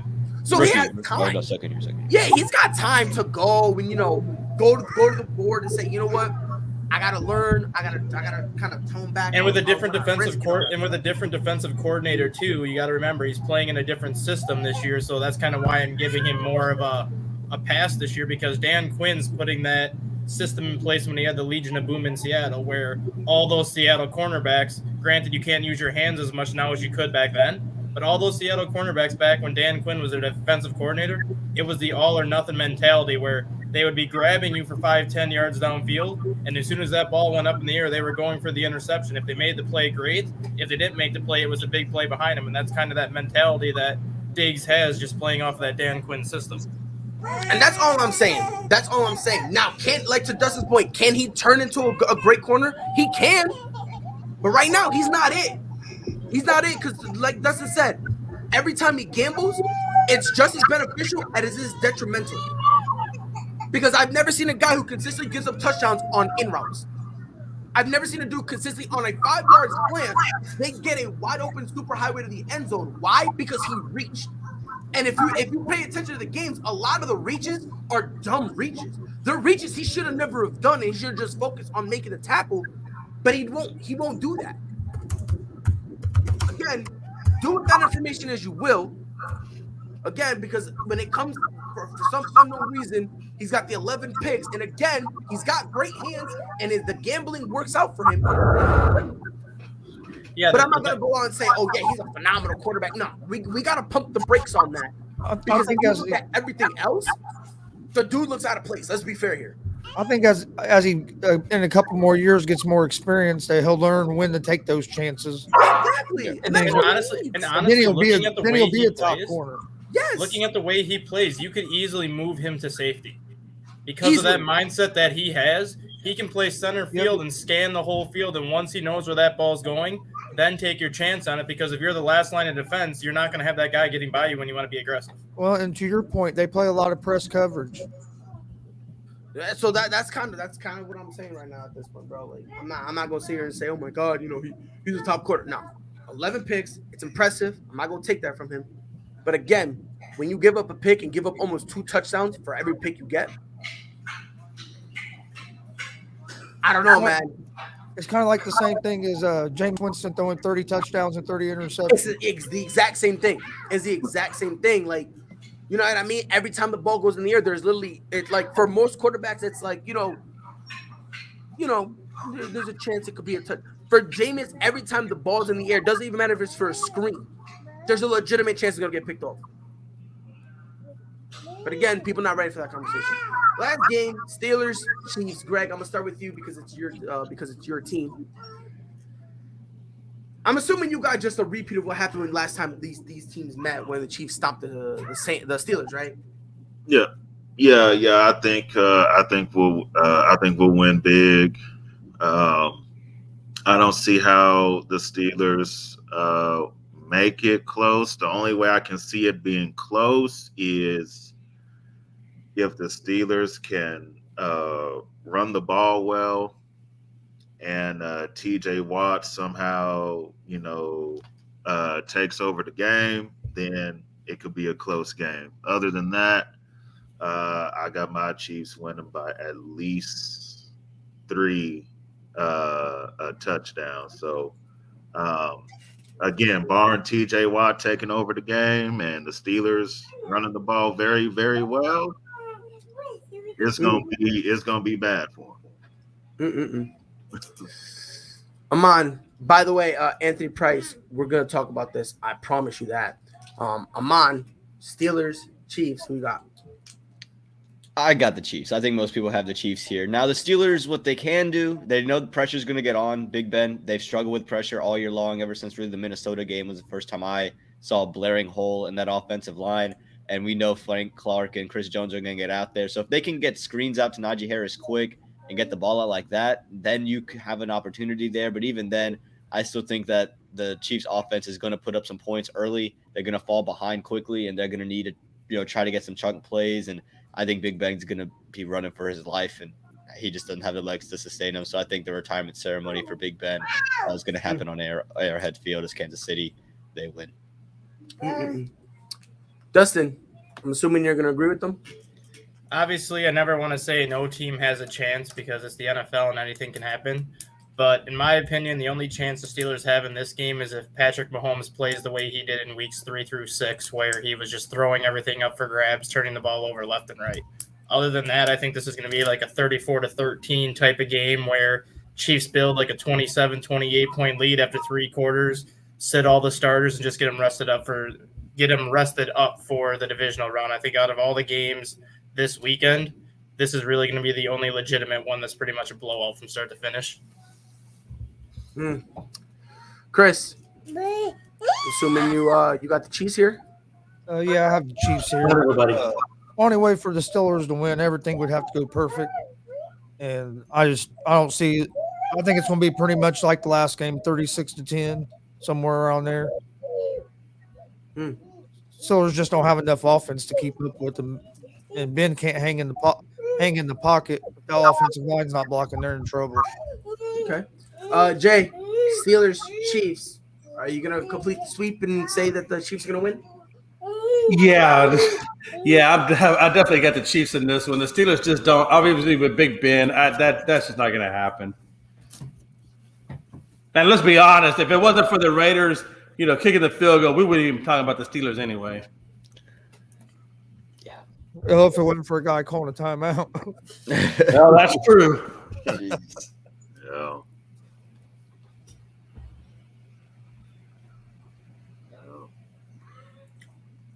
Part-time lover. How does he always dissipate whenever we need him? There he is. My bad. I'm horrible. I got horrible timing, dog. Mike, couldn't Chiefs, even beat the Steelers. Lions, dog. Couldn't even beat the Lions. We're moving on. Chiefs got a million. Damn. Jeez, man. I mean, you know what? I mean, he got a point. Let's be fair here. By the Talk way, about the Frankie, Lions, dog. Patriots beating Bills. Enough said. I'm with you. Look, the Chiefs, I'm man. with you. I'm with Let's you. just be fair here, bro. The Steelers are not a good team. No. Pride, my thing is, I hate they weren't supposed to be there in 2000 whatever when they made it the first time. Here's the difference. Big Ben was competent and good back then when that happened, and he's no longer that. So there's nothing for me unless Juju, AB, and Bell of 2014 and 15 all come out of the woodwork to play for this man. It's not happening, bro. Yeah, no, I'm with you, bro. They need way too much for this to work, and so, it is what it is. We all agree here. I think this is the only time we're all agreeing. Steelers over Chiefs. And we're all gonna be wrong. Watch. That'd be so funny. Oh, Right, that's but one so time we good. all agree we're all gonna be Better wrong, not and be. then come Monday we will talk about the Cardinals and Rams, but that will be waited. We'll wait for that on Monday. The Texans fired David Culley, Tough. and a lot of people are upset about it. I'll be honest. I am not as mad as everybody else. No. I just want to explain why before I get crucified. I think the reason they fired him was only because Brian Flores was available. I think that's the only reason why they would do this. A lot of people are saying David Culley got, they kind of set him up, which, if we're going to be fair, it's easy to feel that way, because he did better than what, let's be honest here, this Texans team should have been winless. Let's be fair here, right? They came out and they fought for their coach. They played for him, The only way I will let this be justified sorry. Okay. The only way I'll let this be justified is if they go hire Brian Flores. Now, supposedly they're supposed to interview him. So I'm going to wait and see what happens. Am I out of pocket for feeling this way? Or am I a sellout for not being mad that David Culley got fired? Amon, let me start with you. If it's to go get Brian Flores, then absolutely you shouldn't be mad about it. But other than that, if Brian Flores is not the head coach of the Houston Texans come whenever they make that announcement, it makes no sense to get rid of David Culley because, as you said, they were playing for him. They overachieved. Davis Mills, if he was a second, third round pick, I think we'd actually be talking about how good he actually played this season. Danny Amendola had a couple 100-yard games. I mean, this team played better than what they should have been. Now, Do they have the number 3 pick in the NFL draft? Yeah, but did we expect them to be the first 0-17 team in the league? Absolutely, we did. So I think this team played better than anyone ever thought. And if they don't go get Brian Flores, I think everyone's just going to be climbing the walls and just going to be furious about it because, again, it just makes no sense why you'd fire him unless you're going to go get the hottest guy on the market in Brian Flores. Greg, do you agree with Amon, or do you think even if Brian Flores is available, they shouldn't have fired David Culley? I agree as far as if they fired him to give Brian Flores, then okay, all right, fine. But I still think that he got a raw deal only because think of what he came into. Yeah. Watson wanted to trade, and then all the crap happened off the field. And then he had to go with Davis Mills. Nobody knew who the heck he was. And he did the best that he could with what he had. And no, I didn't expect Houston to win four games. So them winning 4 is actually pretty good. He actually did a pretty good job. So I just feel like sometimes especially when it comes to black head coaches, I've said it on my own show, they get the short end of the stick as far as they don't get the time to turn the team around. If it doesn't happen in 2 years or 3 years and they don't get to a conference championship game, oh, they suck, let's fire them, let's get somebody else in here, where it seemed like everybody else can get time. And I just feel like the situation in Houston, David Culley should have got. Now, if they get Brian Flores, again, fine. But I just feel like he didn't get a chance to turn that team to a winning team. You can't do it within one season, especially him walking into the situation that, it turned out to be. So I feel like he should have got more time. Chris, do you agree? Yeah, I if they get Flores, I wouldn't be that mad about it. But I think he got a raw deal. I hope he gets another chance somewhere else because he done a good job. But if they don't get Flores, I mean, even with Flores, though, they don't get Watson back, whatever happens with his legal stuff, they're still going to be a struggling team. Even if you get Flores, you're not going to be much different if you don't have Watson, because there really ain't a top quarterback that you're going to get with that 3rd pick. Jay McLovin, what are your thoughts? Yeah, I definitely think that Culley, was blindsided. I think it was kind of unprofessional on the Texans side. If they want Flores, that's fine. But at the end of the day, man, you could have at least talked to Culley about it during the interview process and said, hey, look, I'm just going to be fair with you and just tell you that this is just a short-term deal because you're not really the long-term guy. You're just a fill-in guy. Do you want the job? I mean, that should be just give the guy the heads up instead of, giving him a false hope or whatever the case may be. I think it's just, and to me, it's a little unprofessional on their end. I will say this. One thing about the Cincinnati Bengals, they gave Marvin Lewis every damn chance in the world for a long period of time to turn that team around, and that never happened. So I think there are some organizations out there that are good with, giving minorities a chance is what I'm getting at. Not all organizations. Clearly not all organizations are like the Cincinnati Bengals. I mean, obviously Miami wasn't, right? But I do want to acknowledge some of the organizations out there that are, legitimately, giving a fair shake to minority candidates. Only good thing about Coley was that he made $22 million. At least he got paid good for it. But And look, like I said, man, I hope he gets another chance. Yeah, he will. He will. Look, I've been vocal about this where every time a minority head coach, to Greg's point, every single time they get the job, you immediately get put on the clock.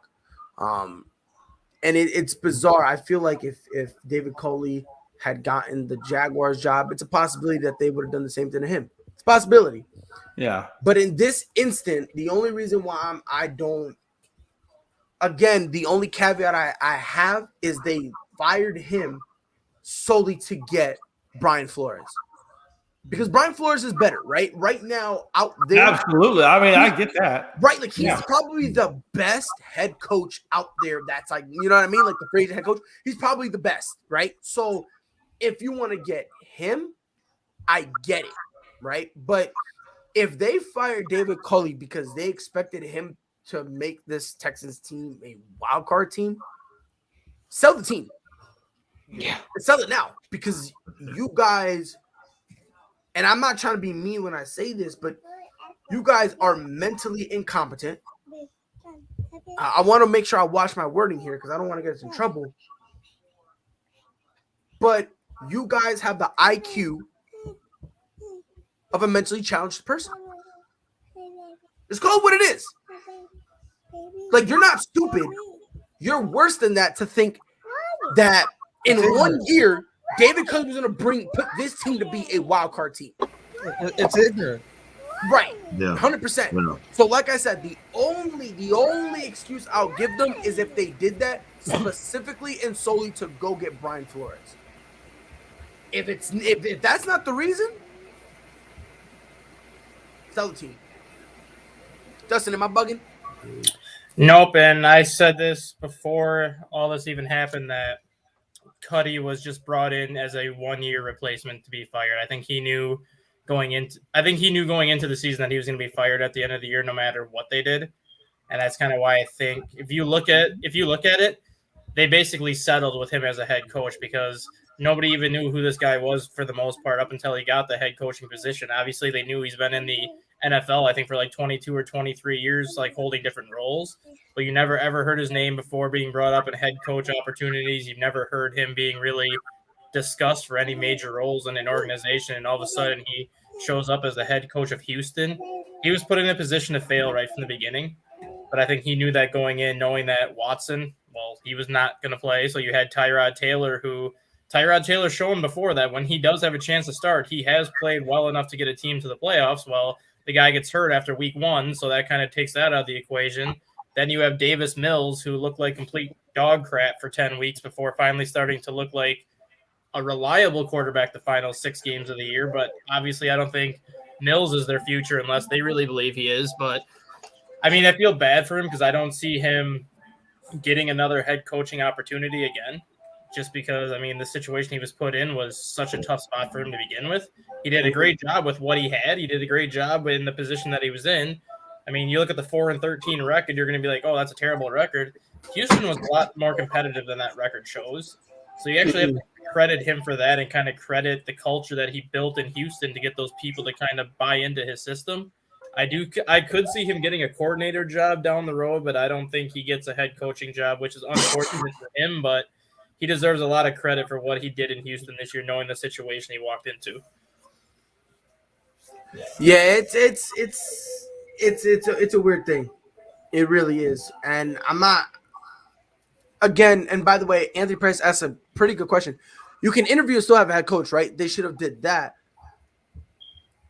That is kind of where I'm a little nervous because if David Culley knew, look, bro, I'm just here as a stopgap, I don't think he would have been offended if they went and interviewed Brian Flores. And then if Brian Flores says, I'm with it, instead of firing him, downgrading him to be like an assistant or something. So that way he's still within the team. So that's kind of why I'm a little nervous. Because I get it. People say, well, ethically speaking, that's not fair. And it's like, well, yeah, but David Culley understood I'm not going to be that guy, right? Like he knew. Yeah. I'm just here to hold it down for a couple years until y'all find the guy y'all want. Whether it be he gets fired, whether he leaves, or whatever the case may be, I'm just here for a few years. And I said this on Jay's show last night too, and I said a comment on it. I think the perfect coach for Houston right now is Jim Caldwell, just because he walked into a similar situation in Detroit and then went on to win 36 games in 4 years with Detroit. Obviously, you're doing something right in Detroit if you're winning 36 games in 4 years. And got fired. This is not going to be – it's a better situation than Detroit for the purpose that you have, I think, more pieces in place than what Detroit had when he got there. Because I believe that was when Detroit was coming off of their 0-16 season when they brought him in. So at least he has something to work with. But Jim Caldwell is a very respectable coach that is highly respected by, I'd say, the entire NFL. And for him to get fired from Detroit after doing what he did, the Lions are kicking themselves for letting him go based off of the performance he did. Even if it takes him 2 or 3 years, I think he's the right man for Houston, because he not only would he create a culture there that Houston hasn't had in a while, but once he leaves Houston, that culture is going to be in place for whoever comes in after him. Yeah, I agree. They need a steady hand like his. He should never got fired from Detroit. I don't know, man. I don't know, bro. This whole thing is just weird. It's just so weird considering, I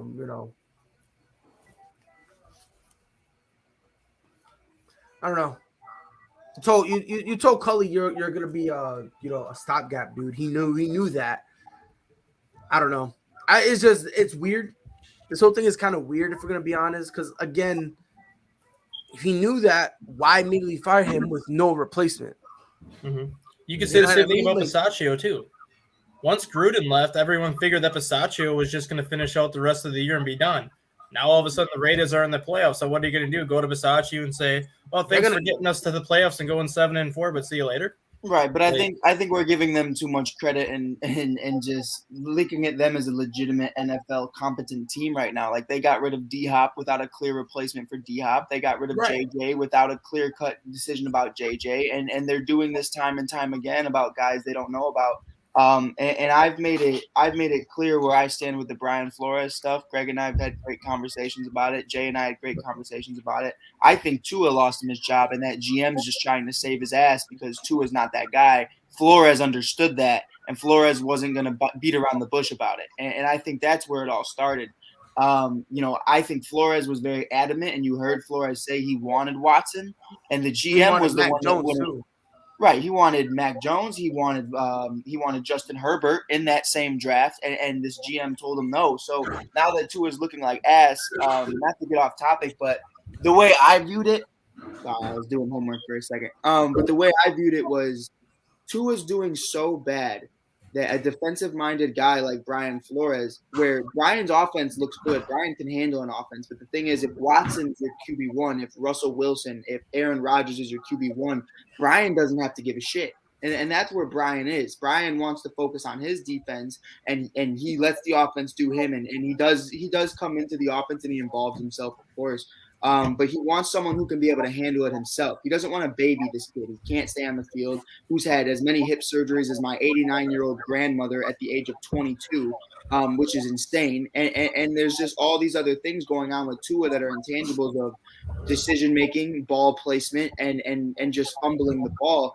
He's got all these things going on, and he did not hide from that. And the GM, to me, if you move on from Tua, that's your ass. So he used Brian as an scapegoat to say that Brian wasn't competent enough to build Tua into who he was.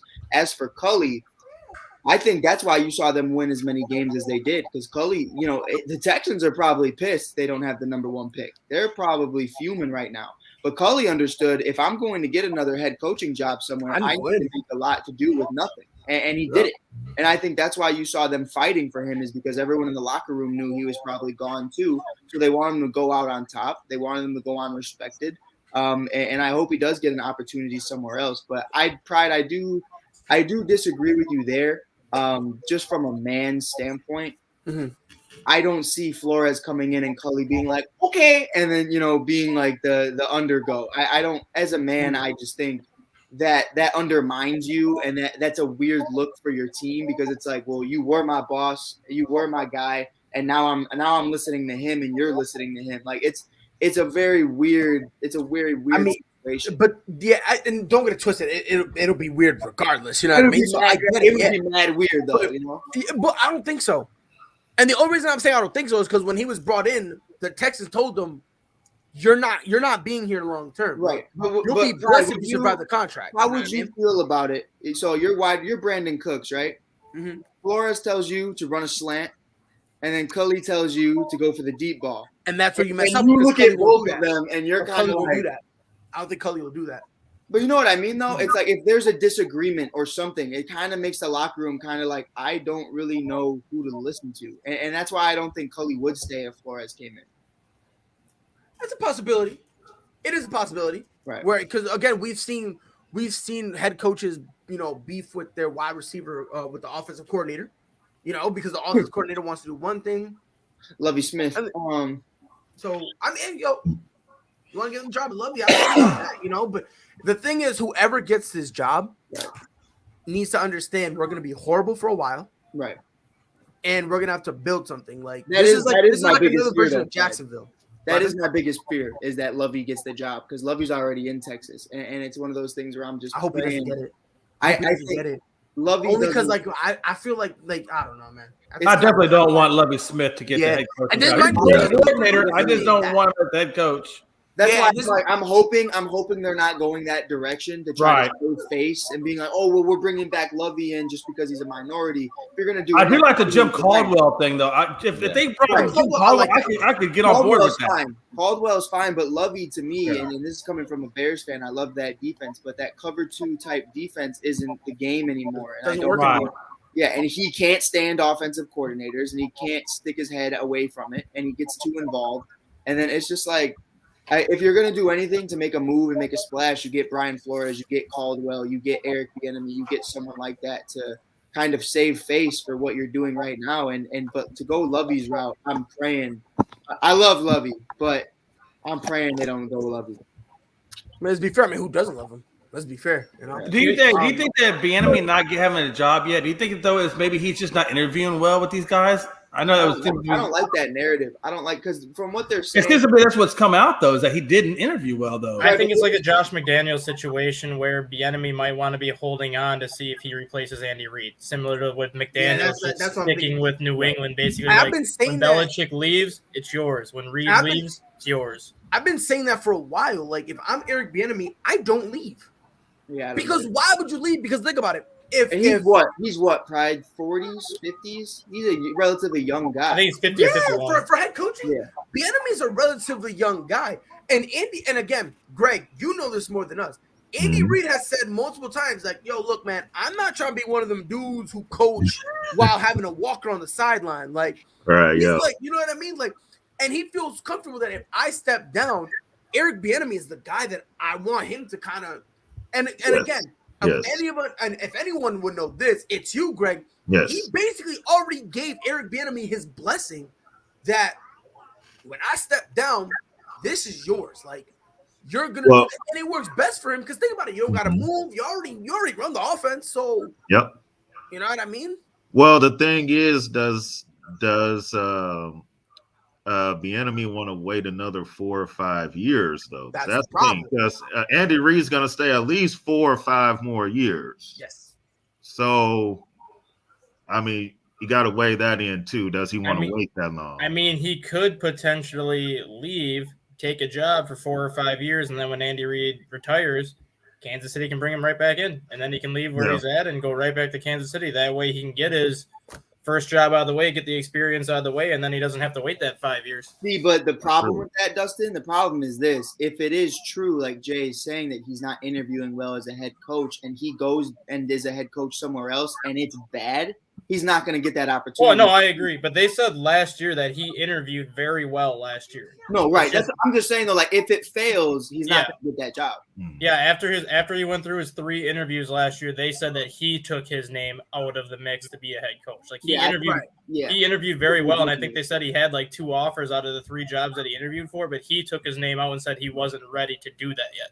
Right. And who was the team that said that was the Minnesota Vikings, who hired Zimmer of all people, who's the biggest douchebag in the league, who doesn't understand how to run a team whatsoever. So to say that Eric doesn't understand what's going on, I don't even think they understand what's going on. I think Jacksonville was one of the 2 teams that actually offered Bieniemy the job last year before they got Meyer, but then Bieniemy said he wasn't ready to leave KC, but from all accounts, it said he interviewed very well with who he interviewed with. And I think that was more of, I'm not ready to go to a dumpster fire. Yeah, pretty much. Right. Yeah.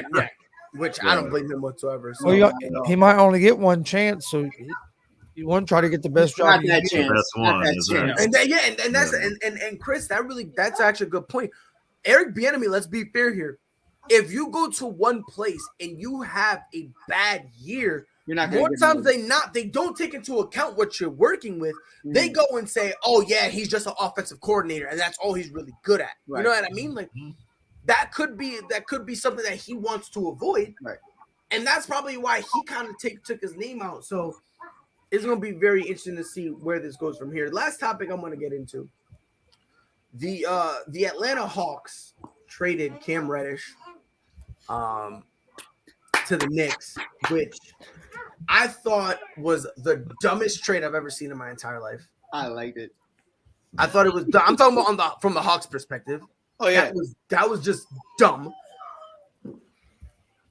So the Knicks receive Cam Reddish and Solomon Hill, and a 2025 second round pick. That pick will be determined in terms of its placing based on how the Brooklyn Nets perform. And then the Hawks received flat-faced Kevin Knox II. I like Kevin. He's good people. He's good people. But Ronald Jones is a bum. But this dude is good people's. I'm glad I see where your priorities at. Ronald's good people too. But the Knicks, the Hawks also get a first round pick from Charlotte. And it's so stupid stuff. Just I'm reading it now. And it could basically, one of these picks could be one of these, which is, this is how I know this was done. So the 2022 first round pick, and it's a protected 1 through 18. But then it's something about, it could also be a protected 1 through 16 in 2023. A protected, and Dustin, I'm gonna need you to fact check this because you're the smart dude here. I need to see if I'm looking at this wrong. It could also be, it could turn into a protected pick in 2024, 1 through 14. And then also still 1 through 14 in 2025. And then it could also become second round picks in 2026 and 2027. Dustin, you're the stat guy. Yeah, I'm pulling it up. I'm pulling it up right now. Pull it up right now because if this is true, this is by far the dumbest thing I've ever read in my entire life. So yeah, the Knicks sent Kevin Knox and a 2022 first round pick to the Hawks for Reddish and Hill and a 2025 second round pick from Brooklyn. Okay. Deal. But it all depends on, I guess, how the teams finish in the standings because obviously that second round pick could. Oh, you know what it is? You know what it is? Okay, so the first round pick, I just figured it out. So the first round pick, it is depending on how Charlotte is. Yep.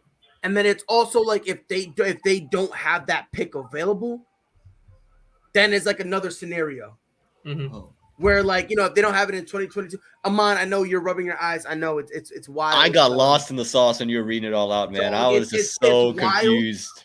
I'm delayed, so I'll catch up. It's the same thing that the Chicago Bulls recently had when they I forgot who they drafted, but they had like a pick where, oh yeah, that was this year when they made their trade for Vucevic, where if the Magic landed in the top or outside the top 8, well then the Bulls would keep their first round pick. But if the Magic got inside the top 7, well then the Magic got the Bulls' first round pick. So that's how this. That's how the first and second round pick are working. Bastards. Which, yeah, this is okay. NBA trades are the best. Well, no, it's not really NBA trades. It's just stupid trades, right? And this is two stupid organizations who just did a stupid trade, right? So I don't know. I think the Knicks got a big old dub. No, don't get it twisted. The Knicks swindled them. Let's just get it twisted. Right? The Knicks swindled them, right? Let's just be fair. They swindled them, right?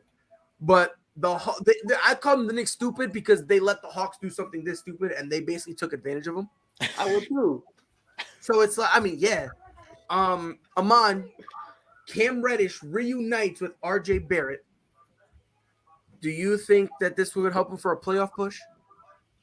I don't see where it can hurt. Cam Reddish defensively can give you something, and then he also spaces the floor a little bit better than what Kevin Knox does, right? Kevin Knox more inside. Cam is a three-point shooter. I know all Duke fans say what three-point shooters because I don't think he hit a three-pointer while he was at Duke, but he did too. He beat Florida State from half court at the buzzer on the road. All right, sorry. In the Dustin's like, And he time. capped off that comeback against Louisville when Zion bounced it between his legs to hit Oh, Reddish yeah, and okay. stride, Well- and then Reddish knocked it home. at my time at a gas station in the middle of Duke campus, everyone's complaining about our Cam Reddish, the supposed 3-point god. So I again, Duke fans are always salty about it. But we talk about Cam Reddish again. I think when you look at the New York Knicks as a team, they don't really have a guy who takes that last second 3-point shot, right? And Pride, you know this. They hit one against Boston, and it was RJ Barrett. So they said, why not go down the Duke route and get another 3-point shooter out of Duke to bank one in? But again, you're sitting there at 11. At 11, you're behind Boston. It's somehow you're behind Boston. You're gonna somehow you're behind Boston. That takes some skill to be behind Boston. But again, they're a playing team right now, and I think again it's not going to hurt. Kevin Knox hasn't been the productive guy they hoped he would be inside. He hasn't really been the dominating force. So Cam Reddish to me is an upgrade all around because again he can work inside, work outside, and I think he gives you a little bit more versatility too because he can play a little bit some more positions. You can go small ball, play him at maybe the 4, or you can go and play him at the 3 or maybe even the 2 if you want. Dustin, you agree? I'm looking at this in a different way in terms of next year and beyond. If we can recap when RJ Barrett and Cam Reddish were drafted, who did the New York Knicks want on draft night? Zion. Oh, really? Zion has 2 teammates in RJ Barrett and Cam Reddish that are now in New York. This potentially could open the door for Zion to actually get to New York and reunite with those 2 players. They talked about playing together in the NBA when they were at Duke. I'm not going to rule this out. I honestly think the Knicks did this more so for the future to try to get Zion there because they wanted Zion bad. And if they could have found a way to get that number 1 pick, Zion was going to New York. Zion, RJ, and Cam Reddish all came to Duke because they wanted to play together. They all talked about playing together in the NBA, whether it was immediately after they were drafted or when all of them became available for free agency because they all have the same agent. They all talked about getting together and playing together in the NBA. This opens the door for Zion to get to the Madison Square Garden where he honestly wanted to be more so from New Orleans himself. And if you got those 3 together again, not only is New York going to be relevant in terms of, I'm not saying overall standings because you don't know how they're going to translate together in the NBA compared to how they played in college, but you know damn well that the Madison Square Garden is going to be rocking if those 3 get together again. Now, Just to see if they can play the way they did at Duke. right, Dustin, would you say that this is more something that you're going to have to wait for Zion to become a free agent? Yeah, that's what I said. This is not. No, this but like, is not only for do you see that in the realm of possibility though of them speeding up that process? Yeah, and them trading for him because I don't think.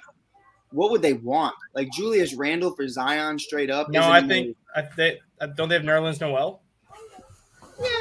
You're not saying Nerlens Noel for Zion. You're not saying no Nerlens Noel for Zion. Noel and the next 10 first-round draft picks. And here's the thing: if they were to trade for him, do you know who they're gonna have to give up? Julius. RJ and Cam. Nope. Thank you, Amon. You're gonna have to give up the guys he wants to play with. Right. That's why I'm like, I don't see in any. I think the best way you can do it, if you were to do it this mid-season, is you throw Kemba and Julius at him and picks. Like, there's no way they're just gonna settle for Noel. No, I don't. They're not gonna just settle. They're not gonna settle. But I think this speeds up the process in terms of if the Knicks really want Zion as bad as they did 2 years ago, 3 years ago, they're gonna throw a kitchen sink at somebody to get Zion to come there. Yeah, definitely. Is that boy healthy though? Is I guess the real. I think that's a risk the Knicks are willing to take because they know what he will do in terms of marketing in the Madison Square Garden. And on top of that, it's not like you got to put all the load on him. Yeah. Do you think the Knicks are going to make another move before the trade deadline? They have to. I think. No. I mean, maybe. I mean, as a not like a major move, but they. Yeah, I mean, maybe they're going to try to add something. Yeah. I think you need another big, in all honesty, because I don't think Mitchell Robinson. You need another big. You need another guard. You need another forward. You need another coach. You need another organization. You need a lot.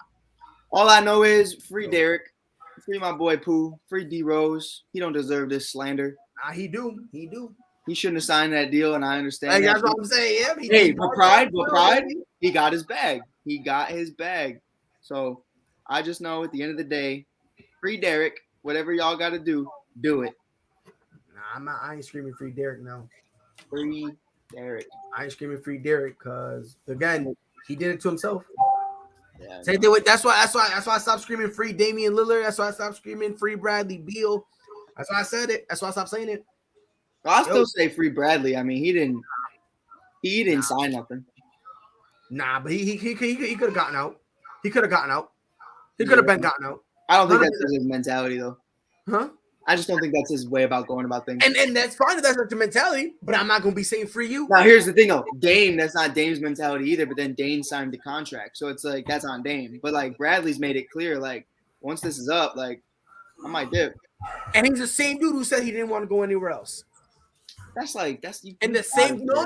But if because we gotta remember, if he's saying, yeah, I'm out, by the way, can y'all give me another contract? Right, but Pride, if anybody on this panel got another opportunity somewhere and they said, hey, you need to leave ASAP, and then Pride, I ask you right now straight up, Pride, are you staying? You ain't gonna sit up straight here and be like, yeah, I am. I don't know, bro. If everything is signed, sealed, and delivered. See, but it's not. You're not gonna say that at the beginning of a season. But again, I don't no. That's different. That's different, right? If ASAP gave me a contract and they were like, yeah, bro, look, let's say they give me a contract, right, for 2 years, right? And they're like, look, bro, we like you. We want you to be here, whatever, right? Then the whole time during the contract, I'm telling y'all, yeah, I'm going to leave. And then as soon as you start getting close to it, all of a sudden I start saying, That's Dame. Yeah, no, but that's also Bradley Beal. Because Beal is saying he wants to dip, but then he's asking him for another contract. That's why, to me, I'm not saying free Bradley Beal anymore, right? Because you're in a bad situation, yes, but it seems like you want to be there. Well, when you have the greatest player of all time in Kyle Kuzma, you kind of have. Because I know what he's trying to do. He's trying to trigger me. It's not going to work. You seen that leather suit? He wore the other night to the game, bro. That man had a leather shirt, I've been telling people him and Russell Westbrook are closer than people want to admit. I think so. Him and Russ are closer than people want to admit, bro. Fashion-wise, bro, they're a couple of cornballs in a cereal box, bro. It's a weird thing, bro. It's very weird. Bro, bro. It's even worse, man. It's even worse. Like the leather hat, the earrings, the leather pants, the shirt. I was like, ugh, get out of my. And then he got the surprise Pikachu face where people don't take him serious. Dude, I was like, dude, get off my screen, bro. Get off my screen. I'm saying, dog. But nah, man, look. The Cam Reddish trade, Atlanta's stupid. They're dumb. And imagine this, right? You traded Cam Reddish, who's giving you about 12 points per game, for Kevin Knox, who can't even count to 4. Who is Kevin Knox? Thank you for coming to my attention. Like, I was legitimately asking. But he's been nothing but a legitimate disappointment ever since he got to New York. Yeah. He's and been so, honestly, let's be real. So's Obi Toppin. I don't care what anybody says. You go that high Obi Toppin's getting your dunk contest, and that's all I could say you did. And he's getting there. Yeah, he's getting there. Obi Toppin is. I'm gonna tell you right now. If he don't get us together by the end of this year, he's going to. By the end of this year, he's going to. I'm very concerned about Obi. Yeah. Russell Westbrook plus Kyle Kuzma plus Cam Newton equals Dennis Rodman. Never lied in your life. That's not a lie. Who said that, Damien? Yeah, that's Damien. Damn, Mike was like, yeah, never mind. I love Damien. Damien's my favorite person. Nah, bro, listen. Bro, Damien's from Chicago, Pride. For real? Yeah, he told me that last night on the show, and I was like, word. I had no idea. I promise you, I'd remember that face. I'd remember Damien. I ain't never seen Damien walking down the street ever. I'll give that man a big hug the second I see Damien. Wow, you said a big hug? I'll give Damien a big hug. I'll be like, that's a super fan right there. Yeah, man. Look, I gotta say, man, I think the Knicks are idiots. I think they're dumb. Or not the Knicks, I'm sorry, Atlanta. The Hawks are idiots. They're dumb. I just don't understand. There you go. If Obi Toppin doesn't get it figured together, trade Zion for Obi. Yeah, no way. Smoking. No way. Smoking. Nah, I don't think the Pelicans would do that. Their hand would have to be. I think they would do that because Obi can at least play. Zion can't. It gives them someone that can play that has a similar skill set than Zion does, just he's not as athletic and he's a better shooter. I think Zion has not shown that he can shoot a consistent jump shot yet. You would have to mix that with like Derek or Kemba. If that's what it took, I think the Knicks and Noel, and Julius. Forget it. Like you might have to give up the whole roster. Really, it'll just. if we're gonna be, if Zion can't play and he's not cleared to play this year or even part of next year, they're not going to get what they want. They're not going to get what they want for Zion because no one's going to do it. Exactly, but that's New York has been fighting, and Pride and I talk about it and we joke about it. I wish Amon was here because we joke about it all the time. They've been scratching and clawing their way back in the relevancy for so long that by bringing in a guy like this does exactly what they did with Porzingis, and I don't think they're willing to take that risk again of not being relevant again. No, but I get that, but at the same time, it'll sell jerseys. Don't get me wrong, but it won't win you games if he's not playing. And where they are coming off of a year that they were the 4th seed, they went 7. They went 7 games. And now they're what, 11? Yes, they're 11 now. Like, you know what I mean? Like, this is a team that was like, yo, look, we're back. You know what I mean? Like, so you go from 4 to 11, and then you trade everybody for a guy that can't play and he's 300 pounds. Now where do you go from there? Now that's another rebuild. Now you might as well just snort crack right before tip off and call it a day because hit up your boy. You're just upsetting everybody. Hit up for no reason whatsoever. For no reason. I mean, let's be honest here. Like, let's be honest, bro. At this point, we're just upsetting people for no reason. So that's why, for me, why I don't think it's a good idea for the Knicks to do this. Now, if Zion was healthy and then he demands out, now we got a whole nother conversation. But as of right now, I don't think so. And that's kind of what I see happening after this year, knowing that Reddish and Barrett are there. Even if he doesn't want to be out of New Orleans, I think he's going to say he does to force the Pelicans' hand for a trade. And that pretty much opens the door for the Knicks to do it. Yeah, for sure. Because it's something it's something those three have talked about since day one, and now that piece number 1 gets to go to RJ Barrett. I still think, though, at the end of the day, though, you have to look at, like, not to get off topic with it, but Indiana has a lot more assets. No, I agree. Yeah, like they could definitely bring in, you want Miles, you want LeVert, you want picks. We got all of it. And we have a lot better picks and we're in a lot better situation. They could even offer Sabonis if that's the right. And that's why I kind of think it works in Zion's favor right now to keep his mouth shut right now, because if the Pacers trade away like Sabonis and some of these pieces this year because they're struggling this year, that would take them out of the equation for next year. And then all of a sudden next year he can say, well, I don't want to be here anymore. Then that opens the door for the Knicks, depending on what they do in the offseason, to give the Pelicans the pieces they acquire next year to get him. Personally, though, I think Indiana's the spot where if that boy's going to lose any weight, Indiana is the place to go. There's just nothing but corn. Just send him to Chicago for a week and have him run up and down the court with Lonzo. No, I'm not saying for a game. Just put him in practice for a week and have him run up and down the court with Lonzo and Levine. He can lose weight that way, and then they can ship him out. Nah, we don't need that in here. We don't get that out of here. Get that out of here. We don't need that big boy. We need him on the Bears offensive lineman, but put him as a tight end. Hey, Pacers don't need him either. I don't want that for the Pacers. We already have enough problems with trying to stay healthy. Mm-hmm. That is hilarious. This has been another episode of ASAP in the Morning. I think we can all agree here. Ronald Jones is dog shit, and Kevin Knox is a future star. It's been your boy Pride. Dustin, before we leave, you said you got 2 stats of the day. Hit us. Yes, and they're both playoff related. So, given that Antonio Brown is now gone, what team is going to be chomping at the bit to sign him next year? Because the last 5 teams he played for are all in the postseason right now.